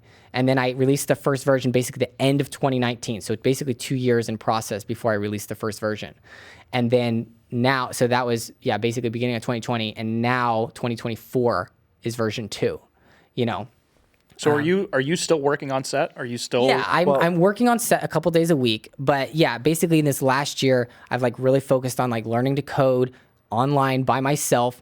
And that my first project was, how do I convert this database to this? And I literally took all the code that my former, developers had written, and I just threw it out, and I started completely fresh. And now I understand Yourself. why. Yeah. Okay. And now I understand why programmers do that, because like trying to figure out someone else's code is Finding just that one comma is a nightmare. Ridiculous. Yeah. So I rewrote the entire thing myself, 5,000 lines of code, and it works. Now, that's not to say there aren't issues with it. I mean, I'm gonna ask you, like, how do you? So you rewrote all this code. You have this, basic line for yourself, and as you learn to code, like, where's Blackout go from here? yes. So this is where I've started to become like intimately familiar with the code base of Blackout, that I can absolutely see how to structure and talk to my developers into getting the results that we need for this console. And this is where it becomes me as a filmmaker, now starts to meet me as like this like entrepreneur business head that can actually understand like the, minutia of what we're doing to really set us apart from other consoles. Because as I am on set programming a couple days a week, I'm like, how's ETC do this? Oh, they don't do this. Okay, we'll do this, in Blackout. And now I know how to talk to my, programmers to add that. So where is this going? Like, it's going to go in very interesting places because I'm on the Apple hardware platform. And that is interesting because, like I said earlier, all these consoles are stuck in their hardware business model, and they have to sell the hardware first. And MA is like such a great example of this because, first of all, I love them. So no hate on them. I absolutely love them.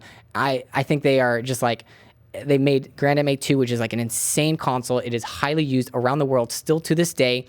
And I can't remember, like people will know, I came out like 2010 or something like that. You know what I mean?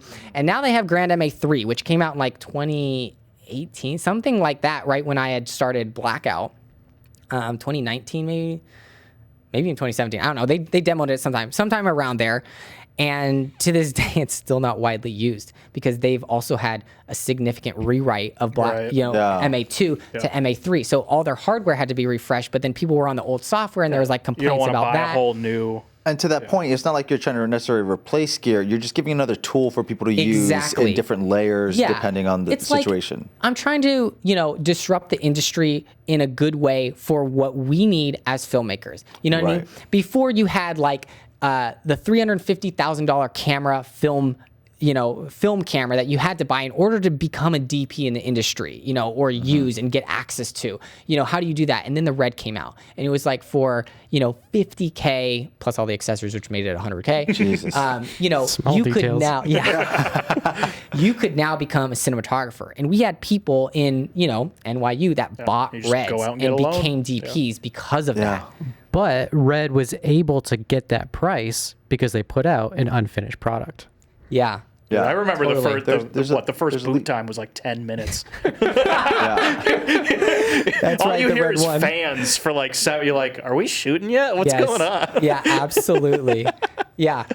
And so, but they've disrupted the industry entirely because then all of a sudden you gave this super high quality to low budget filmmakers. Everyone. You know what I mean? To everybody. And that shook up the industry. And then the same thing happened when the 5D came out. It was like, oh my gosh, now you have like almost Red quality in a 5D. That is nuts, And Blackout's doing the same thing, man. That's what I'm It's trying to changing do, the game. right? Is it's like instead of having to buy a $10,000 console or $80,000 console, Yep. which a lot Now of you these have to full buy a size go, $500 app. Yeah. Fuck that. and an iPad, right? Well, I mean, a $300 iPad. This is a great question. So, like somebody that looks at what Blackout can do, Yeah. what do they need to get this up and running? Yeah. So, I mean, the basic sense is you can get basically any iPad. I would not recommend a mini, but I do have people who run on a mini. But like the basic iPad is $329. Yeah. The app is $500, and now you're pen. basically good to go. What? You want a pen? Yeah, You're not but- going to use Yeah, your that's not fingers. necessary. Well, yeah, What, it's are not. you poor? Peasant. But then you need hardware to go to your lights, which at this day, since all the lights have receivers built in, you just need a transmitter. Most. And there's a bunch, most. There's a bunch of transmitters out on the market. My first one that I wanted to make seamless was this Rat Pack AKS because that's what everyone used. That was kind of like the standard at the time. Now Lumen Radio, who makes the chips inside Rat Pack products, has their own product line. And, I have another friend who makes the C-Rise transmitter, which is like direct USB-C connection right into the iPad. And it's just that's cool. works That's cool. right out of the Wow. gate. So it's just like that is high. I would highly recommend that because it's What's just that like name again? C-Rise. Okay. So you don't need the Transmitter? little black box that you just squirrel away on set. Yeah, now it's like you kind of run with it with your iPad. And that was kind of always my idea. When I had the Rat Pack AKS, it has a belt clip on it. So I'd go around with the pad and a belt clip, and you could walk around to all of your lights that had receivers in it. And that saves you an insane But amount of time. That's the key. It's like, what's the range on all these? Because I remember like what Stardust is the one that just came out recently, and it's like you can put 2 transmitters with the same universe, and whatever's closest to that's insane. Yeah. The Stardust is such a game changer in a lot of ways. It's been a long time coming, but that's where this and being mobile helps you, Yeah, right? 'cause Because you just most walk up to people what you need to control, yeah. Exactly. You just walk up to what you need to control and you have the range. Now, as long as you're not doing a lighting queue where it spans several city streets, you're fine. And I've been on those sets, laying out Ethernet and DMX across city blocks, you know what I mean, of Chinatown. There's some really cool figuring rigs that out- people come up Yeah, with. yeah, Like, and figuring out- like you do wireless to the first light and then you hardwire to the rest, so you really only need that one first light. And there's cool stuff coming out. Absolutely. And again, this is all like figured out already by the IT industry. Yeah. Just us adopting it. Like I remember they did this, rig, not to, put shade or anything on this, but there was this rig that was like, oh, we utilize this custom like wireless point-to-point system. It's like, bro, you did not. You took that off of Ubiquity's website for $129 and you figured out how to make Ethernet hop across the street. You know what I mean? Yeah. Like people have been doing this for quite a while. What I find interesting is like your whole balance of like how you're dealing with people and like the backlash of Blackout 1 and developing Blackout 2. How do you like inform people and keep people informed of how you're growing your business? And I know you started a YouTube channel to like kind of give information out. Yes, absolutely. Yeah, it is so hard to be a business owner and like not only like develop your app, right? But then support it as well. And, as you can imagine, there are requests that I don't know, because my developers know why it's written that way and why there's a lag, and I don't know that. So, but I still have to be able to respond to these people. Yeah. And so, you kind of, have some like canned responses that you can go through that, work around through email. And then once you realize you get like hundreds of emails of the same question, you're like, these canned responses aren't doing it. You know what I mean? I need something more that gets out there. And so I started the Facebook group, and the Facebook group kind of helped me, to kind of like manage things. People could search questions or whatever, but even that wasn't enough. And I was like, there needs to be like a voice of this app. Right? And so I was like, I need to start a YouTube channel in order to answer some of these questions. This is the mistake you made at the drone company. Your face wasn't attached to it. Yeah. This is, okay, I get it. Right. So I was like, I need to be the face of my company. And not only did this need to be a tutorial, but I realized this is like a huge education problem. Because there's an education of like, how do you even set up a lighting network on set? What does IP coordination look like between these transmitters and receivers now that lighting has gotten, huge? When do you need more than one universe? Exactly. Yeah. So I started to do not just Blackout app tutorials, but just like in general lighting tutorials on my YouTube. So it's a great place to like learn. If you know nothing about lighting, I have like a literal from zero to hero, titled, YouTube that will take you through everything you need to know in 45 minutes. That's amazing. That's great. Right. And so I usually send that to people when they sign up for Blackout or in general, and I think that has warded off probably thousands of emails. And so it's like, I've been asked for that for years. It took me a while to produce or whatever. And I tried to make it engaging, and I try to do that. And, naturally some manufacturers are like, oh, hey, your channel is growing. Like, let's send you a light and you do a review on it. And I was like, I don't really want to get into that because there's some other channels that do that really well already. And, I just kind of wanted to, I don't really want to be like an influencer. I just needed to like get information about my app out there. You should still take the light though, because then you can write the profile and rent it to your crew when you're working. Believe me, having lights sent to me is such a dramatic help in being able to like diagnose issues or problems within Blackout and Profile. So like that is always, something I constantly anything you're looking to get rid of. I was just about to say the same thing. Please let me know. But I think what's fascinating is that like as you step away necessarily from being on set, but you're still programming, it gives you your finger on the pulse, right? Because the people are sending you information, you're giving back feedback. Yes. It's a great resource to use and a great way to use social media. And that is absolutely what's happened too, is it's like, if you're in one role or one set, it's like you have a very limited vision of what the industry is at large because you're only in certain groups or certain shoots in New York.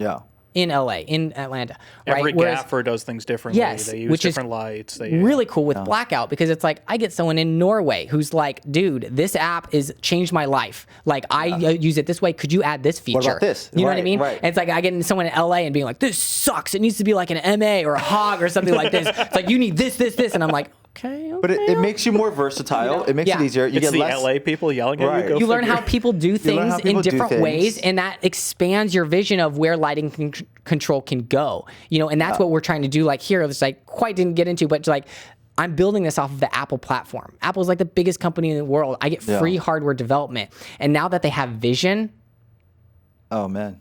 So it's a whole new component that you get to go to. There's ways that we're going that I don't think other lighting consoles are going to match. Interesting. And I love that about it. And I love the fact that you're doing all this in like, as you get rid of emails, you have more time for your family.